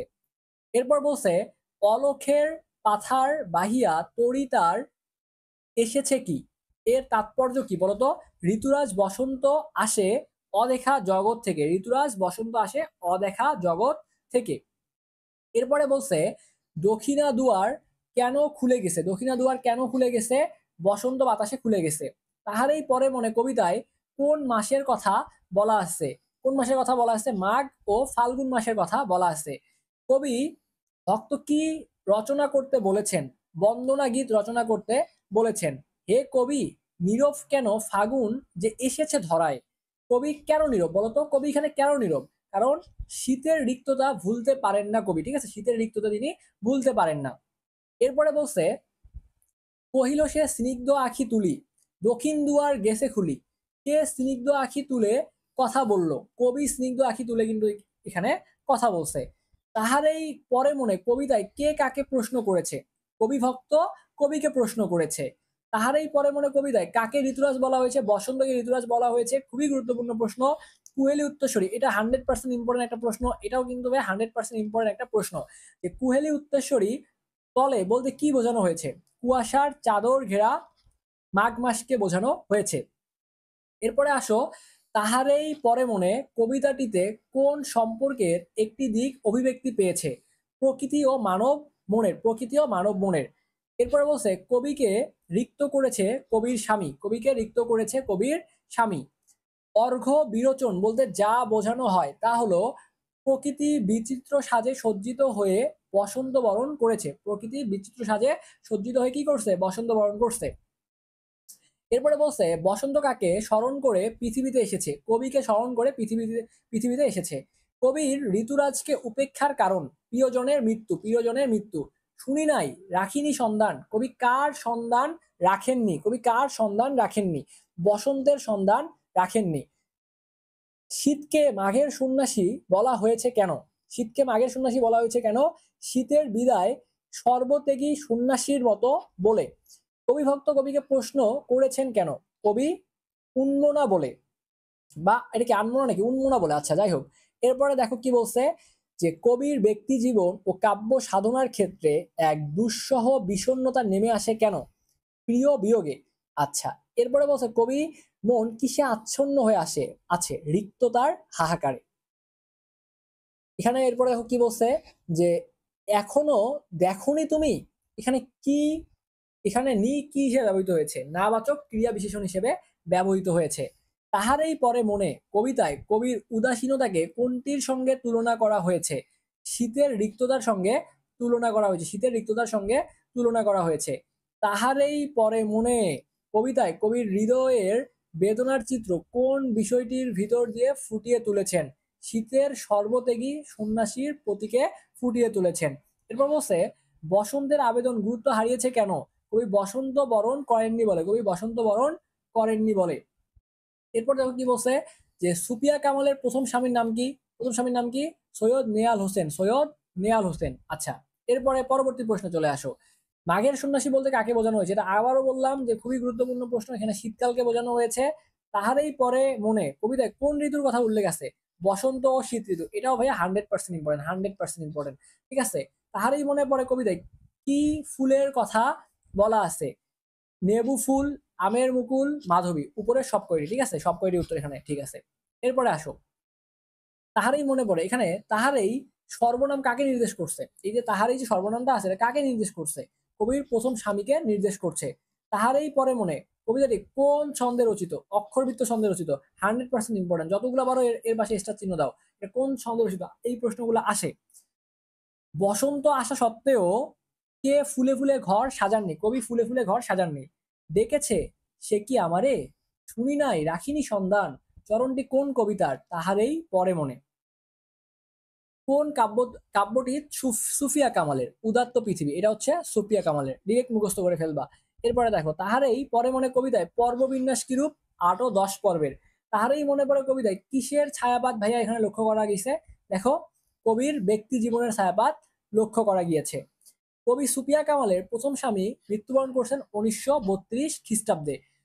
পুষ্পা পুষ্পারতি শব্দটি সন্ধি বিচ্ছেদ, সন্ধি বিচ্ছেদ থেকে প্রশ্ন আসছে। তাহলে পুষ্পা প্লাস আরতি। বসন্ত বন্দনা অর্থ কোনটি? বসন্ত বন্দনা অর্থ হচ্ছে ফুলের বন্দনা। এরপরে আসো, গঠন রীতির দিক থেকে তাহারেই পরে মনে কবিতাটি কি জাতীয় রচনা? এটা কি জাতীয় রচনা? এটা হচ্ছে একটা সংলাপ ধর্মিতা একটা রচনা।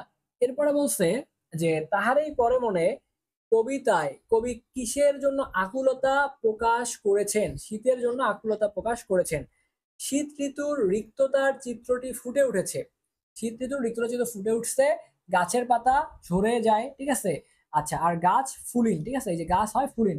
তাহলে এটা কি বলছে যে প্রকৃতি কুয়াশা ঢাকা না? এটা হবে না এখানে।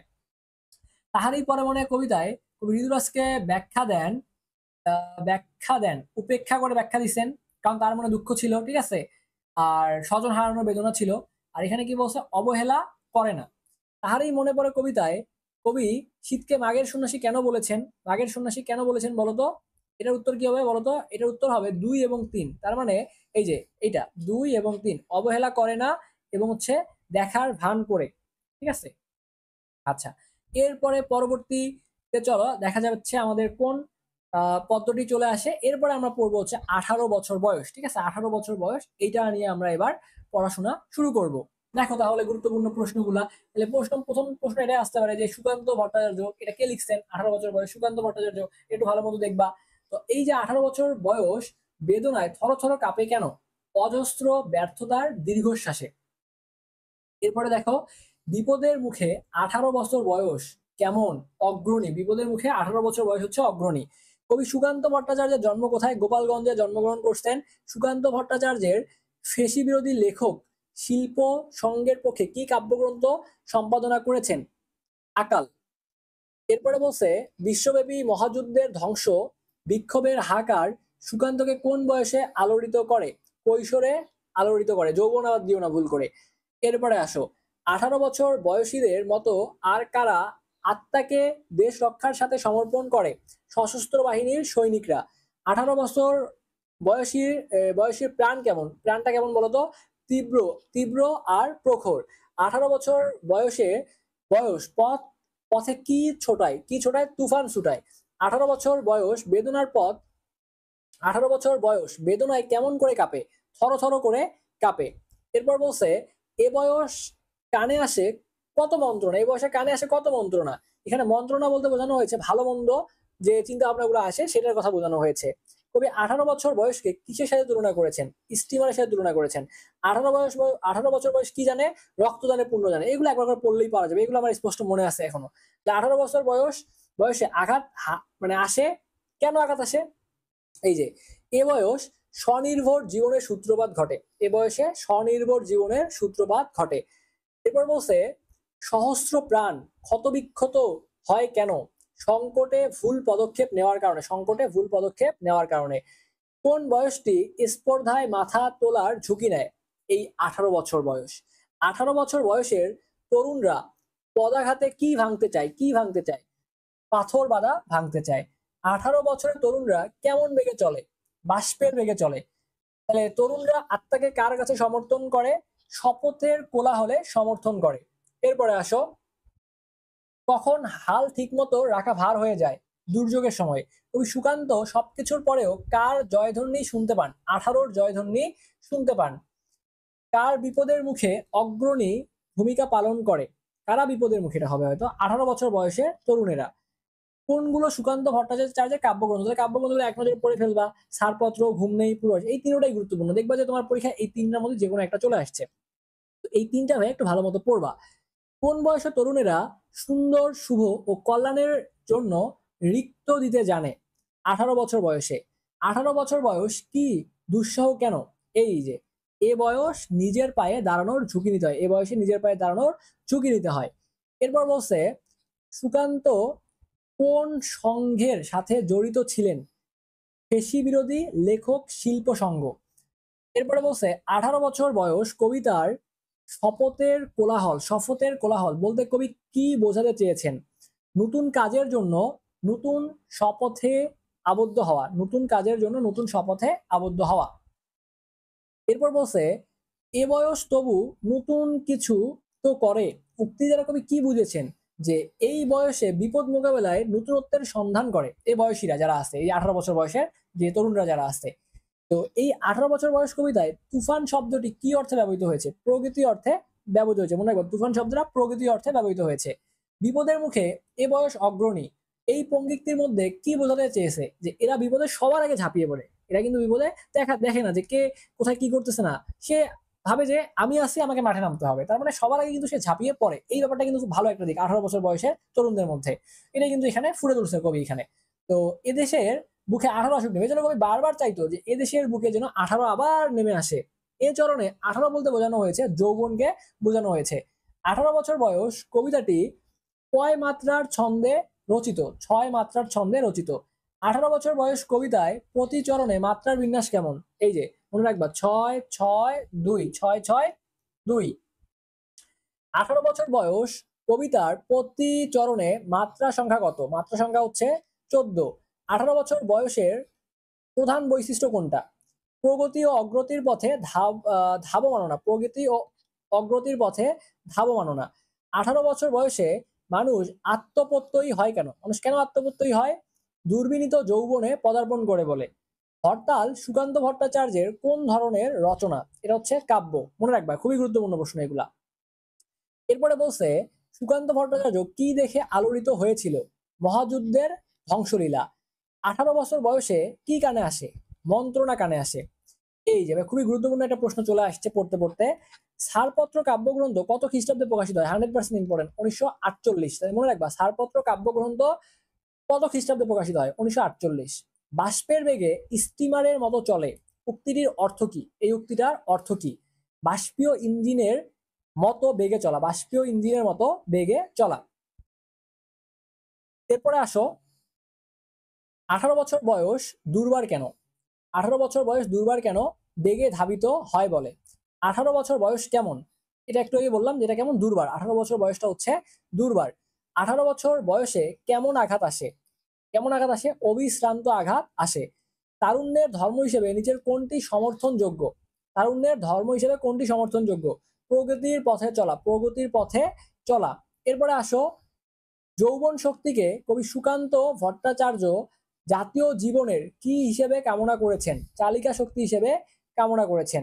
এদেশের বুকে কেন 18কে নেমে আসতে বলা হয়েছে? এ বয়স সাহসী, দুর্বার গতিসম্পন্ন এবং হচ্ছে কল্যাণব্রতী, এই জন্যই কিন্তু নেমে আসতে বলা হচ্ছে বারবার এই কবিতার মাধ্যমে। 18 বছর বয়স কবিতার কোন কালের বৈশিষ্ট্যকে তুলে ধরা হয়েছে? বয়সন্ধি কালের বৈশিষ্ট্যকে তুলে ধরা হয়েছে। ঠিক আছে, এটা আবার যৌবন দেখাই দিলে আমার ভুল হয়ে যাবে কিন্তু। তো 18 বছর বয়সে ধর্ম মহান মন্ত্রে উজ্জীবিত হওয়া, এ মহান মন্ত্রের বাহন কোনটি? বয়সন্ধি কালের। আচ্ছা, এরপরে আসো কি বলছে একটু দেখার চেষ্টা করি। যে বলছে যে 18 বছর বয়স কবিতায় একই শব্দের পুনরাবৃত্তি করার কারণ। কেন একই শব্দ পুনরাবৃত্তি করছে? বক্তব্যকে অধিকতর স্পষ্ট করার জন্য, আবেগময় করার জন্য, জোরালো করার জন্য। 18 বছর বয়স কবিতায় স্পর্ধায় ন্যায় মাথা, তোলবার ঝুঁকি বলতে বোঝায় কি বোঝায়? অন্যের উপর নির্ভরশীলতা পরিহার করা এবং হচ্ছে স্বাধীনভাবে চলার ঝুঁকি নেয়া। আচ্ছা, তো এবার দেখো পরবর্তী আমরা একটা প্রশ্ন চলে যাব। একটা উদ্দীপক দেওয়া আছে এখানে যে সুকান্তের বয়স কম হলেও সাহস কম নয়, তাই সম্মুখ সময়ে সে যেমন অগণিত প্রাণ হরণ করে তেমনি নিজের জীবন দান করতেও এক মুহূর্ত দ্বিধা করবে না, যদি সে দানে কোনো মহৎ প্রাপ্তি সম্ভব হয়। উদ্দীপকে কোন কবিতা বুঝতেই পারছো, 18 বছর বয়স। আর এই যে কোন লাইনটার সাথে মিল আছে বা কোনটার সাথে এখানে এই কি ফুটে উঠছে এই টাইপের প্রশ্ন একটা আসবে, বোঝা যাচ্ছে। এখানে কি বলছে যে প্রাণ দেয়া নেওয়া ঝুলিটা থাকে না শূন্য, ঠিক আছে, প্রাণ দেয়া নেয়া ঝুলিটা থাকে না শূন্য। আচ্ছা, এরপরে চলো আমরা চলে যাচ্ছি। ওকে, দেখো আমরা চলে চলে আসছি এবার ফেব্রুয়ারি 1969-এর মধ্যে চলে আসছি। ঠিক আছে, ফেব্রুয়ারি 1969-এর মধ্যে আমরা দেখতে দেখতে কিন্তু ভাইয়া চলে আসছি। ওকে, তাহলে চলো আমরা এবার এটা একটু পড়াশোনা শুরু করব। ফেব্রুয়ারি 1969 আমরা পড়াশোনা শুরু করব এবার। দেখো এখানে কি বলছে ভাই, একটু সুন্দর করে দেখো যে ফেব্রুয়ারি 1969 কবিতায় সালামের হাতে কিসের মতো বর্ণমালা, কি বলছে ফেব্রুয়ারি 1969 কবিতায় সালামের হাতে কিসের মতো বর্ণমালা করে, এটা হচ্ছে নক্ষত্র, ঠিক আছে, এটা বর্ণমালা ঝড়ে মনে হবে, ঠিক আছে। আচ্ছা, এরপরে দেখো কি বলছে যে ফেব্রুয়ারি 1969 কবিতায় কার মুখে তরুণ শ্যামল পূর্ব বাংলার সঙ্গে তুলনা করা হয়েছে? সালামের। ফেব্রুয়ারি 1969 কবিতায় কে শূন্যে ফ্ল্যাগ তুলে? সালাম শূন্যে ফ্ল্যাগ তুলে। এরপরে আসো, একুশের কৃষ্ণচূড়া আমাদের চেতনারই রং, এই চরণটির আগের চরণ হলো কোনটা ভাইয়া? যে শহীদের ঝলকিত রক্তের বুদবুদ স্মৃতিগন্ধে ভরপুর। একটু ভালোভাবে মনে রাখবে এই জিনিসটা। এরপরে বলছে যে ফেব্রুয়ারি 1969 কবিতায় ভাষা শহীদ সালামের নাম কতবার উল্লেখ করা হয়েছে? তাহলে ভাষা শহীদ সালামের নাম উল্লেখ করা হয়েছে 4বার উল্লেখ করা হয়েছে। ফেব্রুয়ারি 1969 কবিতায় ঘাতকের থাবার সম্মুখে বুক পাতে কে? তাহলে ঘাতকের থাবার সম্মুখে বুক পাতে হচ্ছে বরকত। কে ঘাতকের থাবার সম্মুখে বুক পাতে বলতো? এখানে তাহলে মনে রাখবা এখানে হচ্ছে বরকত কিন্তু বুক পাতে। ওকে, আচ্ছা, তো এবার আসো একটু করে আমরা পরবর্তী প্রশ্নে চলে যাই। তো দেখো পরবর্তী প্রশ্নে আমাদের এখানে কি বলছে। তো পরবর্তী প্রশ্নে বলছে যে আহ দৈনিক পাকিস্তান পত্রিকাটি পরবর্তীকালে পরবর্তীকালে কি নামে এখানে বলছে প্রকাশিত হয়, পরবর্তীকালে কি নামে প্রকাশিত হয়। তো এটা হচ্ছে দেখো কি বলছে এখানে দৈনিক বাংলা, তাহলে এটা হচ্ছে দৈনিক বাংলা, এটা একটু মনে রাখবা। ওকে, আচ্ছা, আশা করি তোমরা বুঝতে পারতেছো সবগুলা জিনিস। তো এবার দেখো যেটা বলছে যে শামসুর রহমানের পিতার পিতার নাম কি? তাহলে শামসুর রহমানের পিতার নাম, এটা তো তোমরা একটু মুখস্থ করতে হবে, মুখস্থ বিদ্যা প্রশ্ন, এগুলা বোঝানোর কিছু নাই। তো মনে রাখবা যে এটা হচ্ছে মখলেসুর রহমান চৌধুরী, ঠিক আছে, আশা করি তোমরা এটা বুঝতে পারছো। তো এবার যদি আমরা পরবর্তী প্রশ্নে চলে যাই, দেখো কি বলছে যে একজন নতুন লেখক কাদের উত্তর সাধক? তাহলে কাদের উত্তর সাধক এটা হবে? দেখো নব্যকাল, আদিকাল, এগুলো হবে না ভাই, ঠিক আছে, এগুলো হবে না, সঠিক উত্তর হচ্ছে চিরকালের লেখকদের। এরপর দেখো শব্দার্থ থেকে একটা প্রশ্ন আসছে যে এই যে সমার্থক শব্দ থেকে, যে এই সহচর শব্দটার সমার্থক শব্দ কোনটা? এটার সমার্থক শব্দ কোনটা হবে বলতো? এটা হচ্ছে কিন্তু দোসর। এরপরে আমরা পরবর্তী প্রশ্নে চলে যাব। তাহলে পরবর্তী প্রশ্নে দেখো কি বলছে আমাদেরকে যে কোন দৈনিক পত্রিকায় কবি শামসুর রহমান 1 দশক ধরে সম্পাদক হিসেবে দায়িত্ব পালন করেছেন? এটা হচ্ছে দৈনিক বাংলা পত্রিকায়। কোন পত্রিকায়? দৈনিক বাংলা পত্রিকায়। আচ্ছা, এরপরে আসো কি বলছে যে উদাস কুমোর কিসের সাথী ছিলেন? গ্রাম উজাড়ের। 1945 সালে শামসুর রহমান কি পাশ করেন? প্রবেশিকা পাশ করছেন। কৃষ্ণচূড়া কিসের প্রতীক? প্রেরণার প্রতীক, এটা একটু ভালো মতো দেখবা। এরপরে বলছে যে মানবিক বাগান বলতে কি বোঝানো হয়েছে? মানবীয় জগৎকে বোঝানো হয়েছে। সালাম কখন রাজপথে নেমেছিল? 1969 সালে। সহজ এটা প্রশ্ন ছিল। এরপর দেখো শামসুর রহমানকে কোন ধরনের কবি বলা হয়? নাগরিক কবি বলা হয়েছে। শামসুর রহমানের কোন ধরনের, এটা তো আবার প্রশ্নটা চলে আসছে। এরপরে দেখো বলছে যে শামসুর রহমান রচিত শিশুতোষ গ্রন্থের নাম কি? তাহলে এই শামসুর রহমান রচিত শিশুতোষ গ্রন্থের নাম হচ্ছে এলাটিং বেলাটিং, খুবই গুরুত্বপূর্ণ, এটা একটু ভালো মতো পড়তে হবে। এরপর দেখো শামসুর রহমান কোন বিষয়ে এম এ ভর্তি হন? বাংলা বিষয়ে এম এ ভর্তি হয়েছেন। ফেব্রুয়ারি 1969 কবিতাটিতে জীবন শব্দটি কতবার ব্যবহৃত হয়েছে? 19 বার ব্যবহৃত হয়েছে। ফেব্রুয়ারি 1969 কবিতায় কতটি মাসের কথা বলা হয়েছে? 2টা মাসের কথা বলা হয়েছে। কোন পেশা দিয়ে শামসুর রহমান কর্মজীবন শুরু করতেন? সাংবাদিকতা দিয়ে। এগুলো কিন্তু সবগুলাই গুরুত্বপূর্ণ প্রশ্ন ভাইয়া, বুঝছো? আচ্ছা, কত সালে শামসুর রহমান দৈনিক মর্নিং এজ এ সাংবাদিকতা শুরু করেন? 1957 সালে। নিজ বাসভূমে, এটা হচ্ছে কি জাতীয় রচনা? এটা হচ্ছে কাব্যগ্রন্থ জাতীয় রচনা। এরপরে দেখো বলছে ফেব্রুয়ারি 1969 কবিতাটিতে বর্ণিত হয়েছে দেশ মাতৃকার প্রতি জনতার ভালোবাসা, দেশ মাতৃকার প্রতি জনতার ভালোবাসা। এরপরে আসো মানবিক বাগান। এই যে মানবিক বাগান, এই শব্দটার অর্থ কি? মানবিক বাগান শব্দটার অর্থ হচ্ছে মনুষ্যত্ব, ঠিক আছে, মানসিক জগৎ এটা হচ্ছে না, আর দেখো কল্যাণের জগৎ, এই দুইটা হচ্ছে এখানে সঠিক উত্তর। এরপরে বলছে যে কবি শামসুর রহমানের বিখ্যাত কবিতা কোনটা? একটা হচ্ছে স্বাধীনতা তুমি, তুমি আসবে বলে হে স্বাধীনতা, এই দুইটা। এরপর দেখো বলছে যে ফেব্রুয়ারি 1969 কবিতায় কৃষ্ণচূড়ার রংকে কবি কিসের রং হিসেবে উল্লেখ করেছেন? বাঙালির চেতনা হিসেবে তিনি উল্লেখ করেছেন। ওকে, আচ্ছা, আশা করি তোমরা প্রশ্নগুলা বুঝতে পারছো। যদিও আমি রিডিং পড়ে গেছি, অনেকের কাছে মনে হবে ভাইয়া সবগুলো জিনিস রিডিং পড়ে যাচ্ছে, ঠিক আছে, এমনটা মনে হইতে পারে, কারণ আমি যদি খুব একটা তোমাদের বুঝাচ্ছি না জিনিসগুলা, আর শেষ সময় বুঝাইতে গেলে ক্লাসের ডিউরেশন অনেক বেশি হবে, অলরেডি অনেক বেশি হয়ে গিয়েছে যদিও। তারপরে আমি আশা করতেছি যতটুকু তোমাদেরকে চেষ্টা করতেছি বোঝানোর, তোমরা হয়তো বুঝতে পারছো। তো তাহলে চলো পরবর্তীতে আমরা চলে যাই। এরপরে আমাদের যেটা নিয়ে আলোচনা করতে হবে সেটা হচ্ছে, দেখো আমি কিংবদন্তির কথা বলছি, ঠিক আছে, আমি কিংবদন্তির কথা বলছি। তো দেখো কি বলছে এখানে, এখানে যেটা বলছে দেখো যে তার পিঠে, তার পিঠে রক্ত জবার মতো ক্ষত ছিল। এখানে এই জনটিতে কার পিঠের ক্ষতকে নির্দেশ করে? কবির পূর্বপুরুষের। আমি কিংবদন্তির কথা বলছি কবিতায় জননীর আশীর্বাদ কাকে দীর্ঘায়ু করবে? যে গভীর পরিচর্যা করবে। আচ্ছা, এরপরে আসো আমি কিংবদন্তির কথা বলছি কবিতায় ভালোবাসা দিলে মা মরে যায়, কারণে তাৎপর্য কি? দেশের জন্য সন্তানের মায়া ত্যাগ। ওকে, আচ্ছা, এরপরে আসো আমি কিংবদন্তির কথা বলছি কবিতায় বিচলিত স্নেহ বলতে কি বুঝাইছে কবি এখানে? আপনজনের উৎকণ্ঠা। আবু জাফর ওবায়দুল্লাহ কি হিসেবে যুক্তরাষ্ট্র যান? রাষ্ট্রদূত হিসেবে।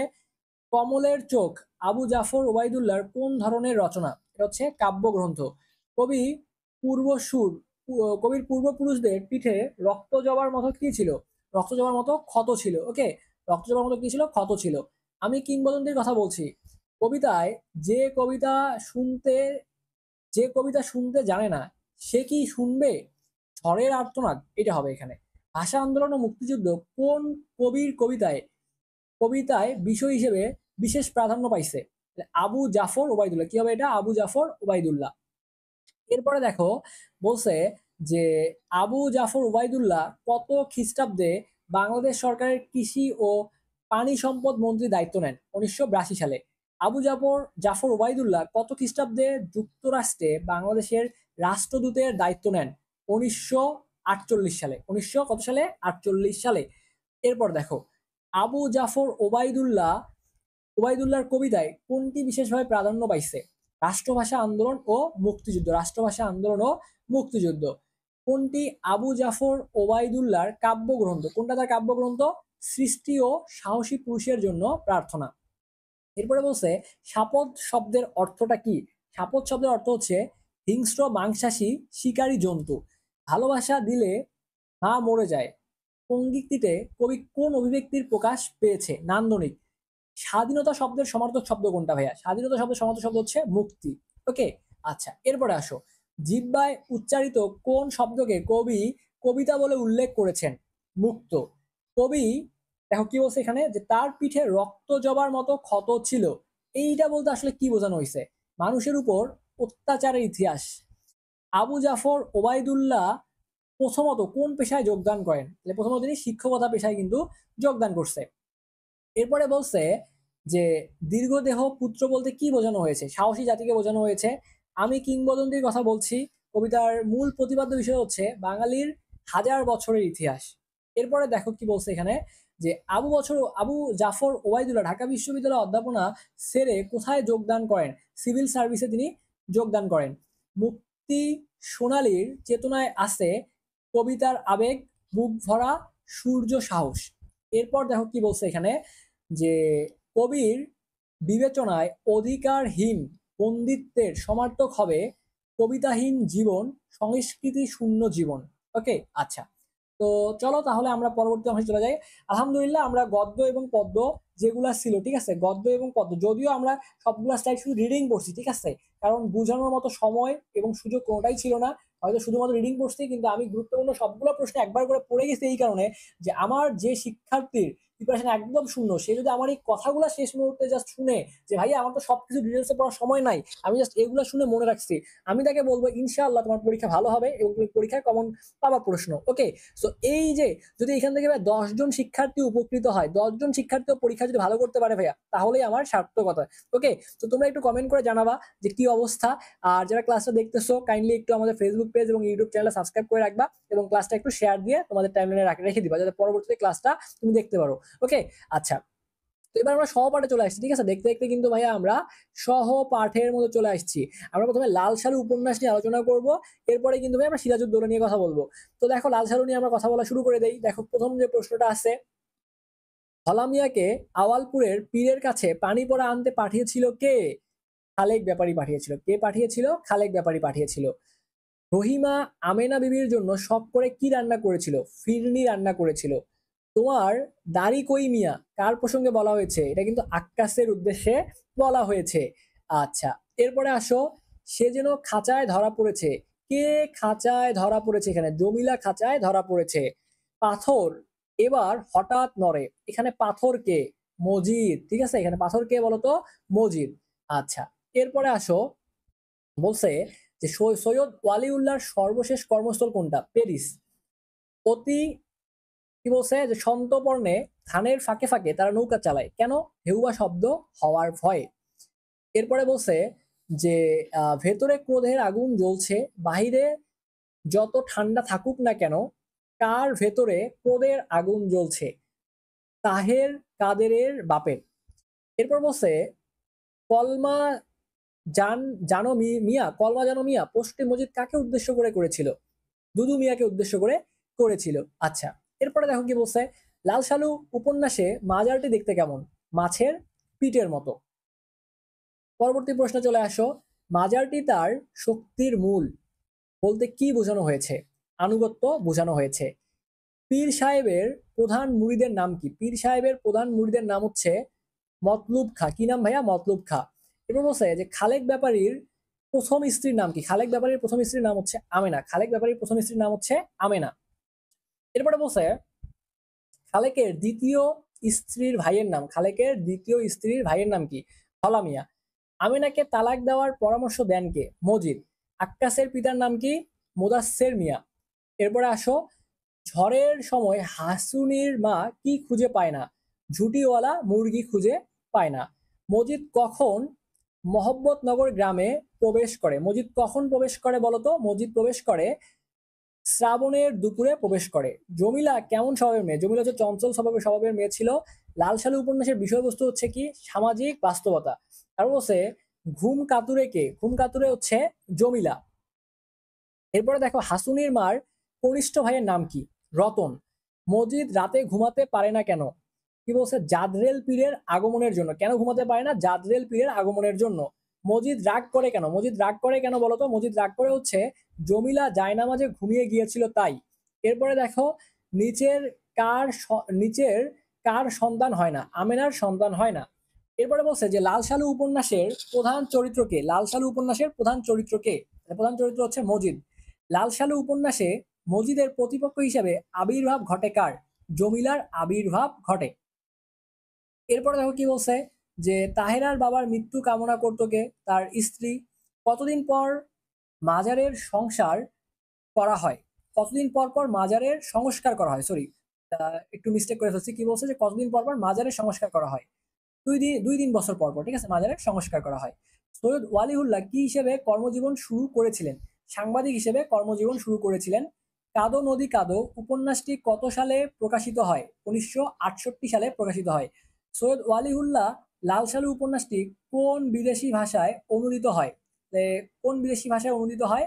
এটা হচ্ছে ফরাসি ও ইংরেজ। ঠিক আছে, ইংরেজি। এবার বলছে যে সৈয়দ ওয়ালিউল্লাহর কোন উপন্যাসটি বিদেশি ভাষায় অনুদিত হয়েছে? লাল সালু। তারপরে কি বলছে দেখো, যে সৈয়দ ওয়ালিউল্লাহ কোন ইংরেজি পত্রিকার সাংবাদিকতার কাজ করেন? দি স্টেটম্যান। এরপরে বলছে তাহেরের বাপকে মজিদ কয় পয়সার সিন্নি দিতে বলে মাজারে? 5 পয়সার সিন্নি দিতে বলে মাজারে। বৈশিষ্ট্যের বিচারে উপন্যাস হচ্ছে বর্ণাত্মক শিল্পকর্ম, গদ্যে রচিত কাহিনীমূলক রচনা। গদ্যে রচিত কাহিনীমূলক রচনা। এরপরে আসো, সাহিত্যের আদিরূপ হিসেবে প্রথম সৃষ্টি হয়েছিল কবিতা, মহাকাব্য, আখ্যান কাব্য, সবগুলাই ঠিকঠাক এখানে। এরপরে দেখো বলছে শস্যহীন জনবহুল কথাটি দ্বারা বোঝানো হয়, শস্যহীন জনবহুল দ্বারা কথাটি কি বোঝানো হয়েছে?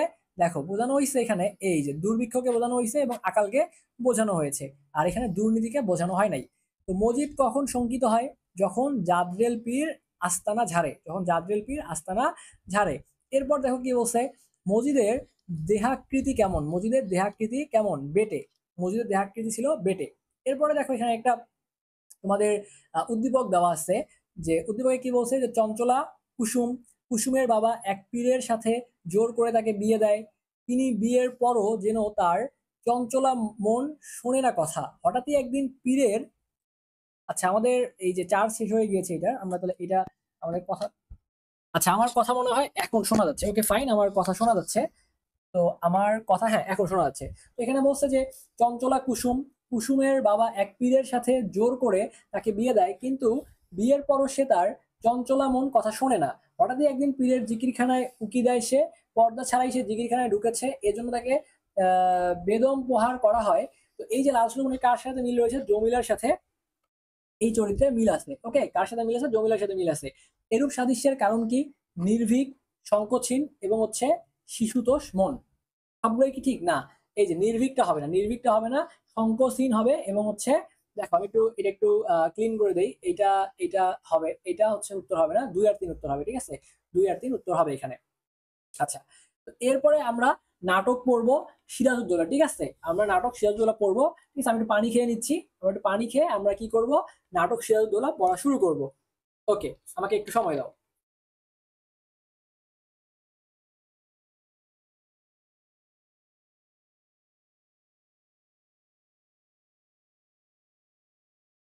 তো আমরা এবার তাহলে সিরাজউদ্দৌলা পড়বো। তো দেখো সিরাজউদ্দৌলা এখানে কি বলা আছে। তো সিরাজউদ্দৌলার মধ্যে এখানে বলছে যে সিরাজের কোন আমত্ত, কি বলছে এটা, নিরিশ্বরবাদী জৈন ধর্মের অনুসারী ছিলেন। এটা হচ্ছে ভাইয়া কি উত্তর বলতো? জগৎ শেঠ। কি হবে বলতো? জগৎ শেঠ হবে। এরপরে দেখো বলছে যে ইংরেজদের হয়ে যুদ্ধ করেছি কোম্পানির টাকার জন্য, তা বলে বাঙালি কাপুরুষ নয়। ওয়ালি খানের এই উক্তিটি প্রকাশ করে জাতীয়তাবাদ প্রকাশ করে। আমার নালিশ আজ আমার নিজের বিরুদ্ধে। সিরাজের এই উক্তির কারণ, এই উক্তির কারণ কি ছিল? যে তিনি প্রজা সাধারণের নিরাপত্তা বিধান করতে পারেননি, প্রজা সাধারণের নিরাপত্তা বিধান করতে পারেননি। সবাই মিলে সত্যি কি আমরা বাংলাকে বিক্রি করে দিচ্ছি? না তো। এইটা আসলে উক্তিটা কার? এই উক্তিটা হচ্ছে মীর জাফরের উক্তি। কার উক্তি বলতো? এটা হচ্ছে মীর জাফরের উক্তি। সিরাজউদ্দৌলা নাটকে মূলত বিধৃত হয়েছে লোভ ও ক্ষমতার দ্বন্দ্ব। আচ্ছা, এরপরে বলছে যত বড় মুখ নয় তত বড় কথা। সিরাজউদ্দৌলা নাটকে সংলাপটি কার? এই সংলাপটি হচ্ছে ক্লেনটনের। সংলাপটি কার বলতো? সংলাপটি হচ্ছে এখানে ক্লেনটনের। মীর জাফর 1757 সালের কত তারিখে বাংলার কি বলছে মসনদে বসেন? 23শে জুন বসেন। সিরাজউদ্দৌলা নাটকে আপনাদের কাছে আজ আমি আমার অপরাধের বিচার প্রার্থী সংলাপে ব্যক্ত হয়েছে সিরাজের আ কি বলছে আমাত্মদের প্রতি শ্লেষ। কোনটি সিকান্দার আবু জাফরের বিশেষ পরিচয়? সিকান্দার আবু জাফরের বিশেষ পরিচয় কোনটা? সাংবাদিক, ঠিক আছে? এটা হচ্ছে তার বিশেষ পরিচয়। সিকান্দার আবু জাফর কত সালে কলেজ শিক্ষা জীবনের সমাপ্তি ঘটে? 1941 সালে। এরপর বলছে সিরাজউদ্দৌলা নাটকে প্রধান অপ্রধান চরিত্র মিলিয়ে মোট চরিত্র সংখ্যা কত ভাইয়া বলতো? প্রায় 40। সিরাজউদ্দৌলা নাটকের প্রথম সংলাপটি কার? ক্লেনটনের। এরপরে বলছে, দেখো সুন্দর করে কি বলছে, দুর্গের যুদ্ধে নবাবের সেনাধ্যক্ষ কে ছিলেন? কে ছিলেন বলতো? রাজা মানিক চাঁদ ছিলেন। কত সাল থেকে সিকান্দার আবু জাফর চাকরি জীবন শুরু করেন? 1941 সাল থেকে চাকরি জীবন শুরু করেন, ঠিক আছে? তারপর হচ্ছে সাদা নিশান কিসের প্রতীক? সাদা নিশান কিসের প্রতীক? সন্ধির প্রতীক, ঠিক আছে? সাদা নিশান কিসের প্রতীক? সন্ধির প্রতীক। এরপর বলছে হলওয়েল উর্মিচাঁদকে দুর্গ প্রকারে কোন রঙের নিশান উড়িয়ে দিতে বলে? সাদা রঙের নিশান উড়িয়ে দিতে বলে। এরপর বলছে কোন পত্রিকার সঙ্গে সিকান্দার আবু জাফর যুক্ত ছিলেন? নবযুগ এর সঙ্গে যুক্ত ছিলেন। অভিযান কোন ধরনের পত্রিকা? এটা হচ্ছে একটা সাপ্তাহিক পত্রিকা। খুবই গুরুত্বপূর্ণ একটা প্রশ্ন। পলাশির যুদ্ধে সিরাজউদ্দৌলার একমাত্র ভরসা কি ছিল? সেনাবাহিনীর দেশপ্রতি জেগে ওঠার সম্ভাবনাটুকু। আচ্ছা, এরপর কি বলছে? কত টাকার বিনিময়ে মহামতি বেগ সিরাজউদ্দৌলাকে হত্যা করতে রাজি হয়? 10,000 টাকার বিনিময়ে। সিরাজউদ্দৌলা নাটকটি কয়টা অঙ্কে বিভক্ত? 4টা অঙ্কে বিভক্ত। সিকান্দার আবু জাফর কোথায় মারা যান? তিনি ঢাকার মধ্যে মারা গিয়েছেন। এরপর দেখো যেটা বলছে, আমাকে খুন করে ফেলো, আমাকে খুন করে ফেলো, এই সংলাপটা কার? এই সংলাপটা হচ্ছে উর্মি চাঁদের এই সংলাপটা ছিল। সিরাজউদ্দৌলা নাটকে মোট অঙ্ক কয়টা? সিরাজউদ্দৌলা নাটকে মোট অঙ্ক হচ্ছে 4টা। সিরাজউদ্দৌলা নাটকের সর্বশেষ অঙ্কে কয়টা দৃশ্য রয়েছে? 2টা দৃশ্য রয়েছে। সিকান্দার আবু জাফর কত সালে মৃত্যুবরণ করেন? মনে রাখবা, 1957 সালে মৃত্যুবরণ করেন। সমকাল কোন ধরনের পত্রিকা ছিল? এটা হচ্ছে একটা মাসিক পত্রিকা ছিল। সিকান্দার আবু জাফর কত সালে মৃত্যুবরণ করছেন? 1918 সালে মৃত্যুবরণ করছেন। খুবই গুরুত্বপূর্ণ প্রশ্ন, ভালো মতো মাথায় রাখবা। সিরাজউদ্দৌলা নাটকে প্রথম অঙ্কের দ্বিতীয় দৃশ্যে কোন নদীর কি বলছে এটা উল্লেখ রয়েছে? তাহলে ভাগীরথী নদীর উল্লেখ রয়েছে। কোন নদীর উল্লেখ রয়েছে? ভাগীরথী নদীর উল্লেখ রয়েছে। ফোর্ট উইলিয়াম দুর্গ অধিকারের পর নবাব সিরাজ কোথায় ফিরে আসেন? মুর্শিদাবাদে ফিরে আসেন। নবাব উপযুক্ত শিক্ষা দিবেন ওয়াসটকে, ক্লাইভকে, হলওয়েলকে। তাহলে এটা হচ্ছে ওয়াটসকে এবং হচ্ছে ক্লাইভকে। ওকে, এই দুইটা হচ্ছে সঠিক উত্তর। এরপর দেখো কি বলছে, কোম্পানি প্রতিনিধি নবাব সৈন্যকে প্রতিরোধ করার জন্য সাহায্য চেয়েছিল ডাচদের কাছে, ফরাসিদের কাছে। এই দুটো একটু ভালো মতো দেখবা। এরপর বলছে কলকাতা থেকে বিতাড়িত ইংরেজদের অবস্থা হয়েছিল প্রায় অন্নহীন এবং হচ্ছে প্রায় বস্ত্রহীন। এই দুইটা হচ্ছে সঠিক উত্তর এখানে। এরপরে দেখো এখানে তোমার হচ্ছে একটা উদ্দীপক দিছে, ওই সেম টাইপের প্রশ্ন যে কার সাথে মিল হয়েছে একটু দেখবা এই প্রশ্নটা, ঠিক আছে? সেম টাইপের প্রশ্ন, এই জন্য আমি এটা দেখাচ্ছি না তোমাদেরকে।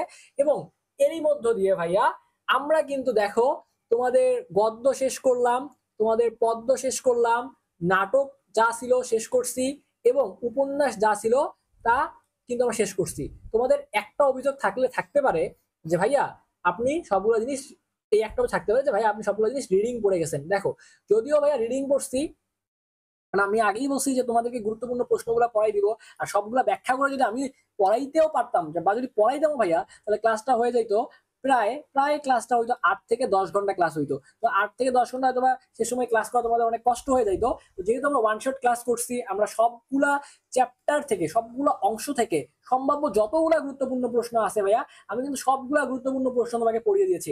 কেউ যদি ভাইয়া শূন্য প্রিপারেশন নিয়েও শেষ সময় এই ক্লাসটা শুরু থেকে শেষ পর্যন্ত, একদম শুরু থেকে শেষ পর্যন্ত দেখে ভাইয়া, তার এ প্লাস ইনশাল্লাহ ইনশিওর হয়ে যাবে। এ প্লাস ইনশিওর হয়ে যাবে যদি সে শুরু থেকে শেষ পর্যন্ত দেখতে পারে। তবে আশা করতেছি তোমার শুরু থেকে শেষ পর্যন্ত দেখবা, তাহলে তোমার এ টু জেড সকল গদ্য পদ্য নাটক উপন্যাস এ টু জেড একটা প্রিপারেশন হয়ে যাবে, এবং তুমি এই প্রিপারেশন দিয়ে পরীক্ষা একটা হিট দিয়ে আসতে পারবা, এবং তোমার সর্বোচ্চ সংখ্যক প্রশ্ন কিন্তু এই সাইটটা থেকে কমন আসবে। তো তুমি যদি ইউটিউব থেকে ভিডিওটা দেখো তাহলে আমাদের চ্যানেলটা একটু সাবস্ক্রাইব করবা। আর যদি ফেসবুক পেজে যুক্ত না হও বা না হয়ে থাকো তাহলে একটু ফেসবুকে সার্চ করো SHOPNER, স্বপ্নের PATHSHALA, এইটা লিখে সার্চ করো, স্বপ্নের পাঠশালা বাই শাওন, ঠিক আছে? স্বপ্নের পাঠশালা বাই SHAON, শাওন, এইটা লিখে সার্চ করো ভাইয়া, তুমি ফেসবুক পেজটা পেয়ে যাবে। একটু ফলো দিয়ে রাখো, এখানে তুমি আপডেট পাবা, এবং আমাদের এই ফেসবুক পেজের মধ্যেই তুমি এর পিডিএফটা পাবা। এখানে মেসেজ দাও, ঠিক আছে? এখানে মেসেজ দাও, অথবা আমাদের যে গ্রুপটা আছে স্বপ্নের পাঠশালা লিখে ফেসবুকে সার্চ করলে গ্রুপটা পেয়ে যাবা, আমাদের গ্রুপটা পেয়ে যাবা, ঠিক আছে? আমাদের ফেসবুক গ্রুপটা তুমি পেয়ে যাবা। এই গ্রুপের মধ্যে আমি কি করব, পিডিএফটা আপলোড করে দিব, অথবা পেজে মেসেজ করলেও তুমি কি করবা, এই পিডিএফটা পেয়ে যাবা। তো এই ক্লাসটা শুরু থেকে শেষ পর্যন্ত একবার দেখে তুমি যদি এই পিডিএফটা পড়তে পারো ভাইয়া, ইনশাআল্লাহ ভাইয়া তোমার সর্বোচ্চ সংখ্যক প্রশ্ন এই ক্লাসটা থেকেই তোমার কমন আসবে। ওকে, তো সবাই ভালো থাকো, সুস্থ থাকো। তোমাদের যদি পরবর্তী সাজেশন গুলো লাগে তাহলে আমার চ্যানেলটা সাবস্ক্রাইব করে অবশ্যই কমেন্ট করে জানাবো, আমরা পরবর্তী সাজেশন গুলো নিয়ে আসার চেষ্টা করবো। এতক্ষণ সাথে থাকার জন্য এবং সম্পূর্ণ ক্লাসটি করার জন্য তোমাদের সকলকে ভাইয়া অসংখ্য ধন্যবাদ জানাচ্ছি।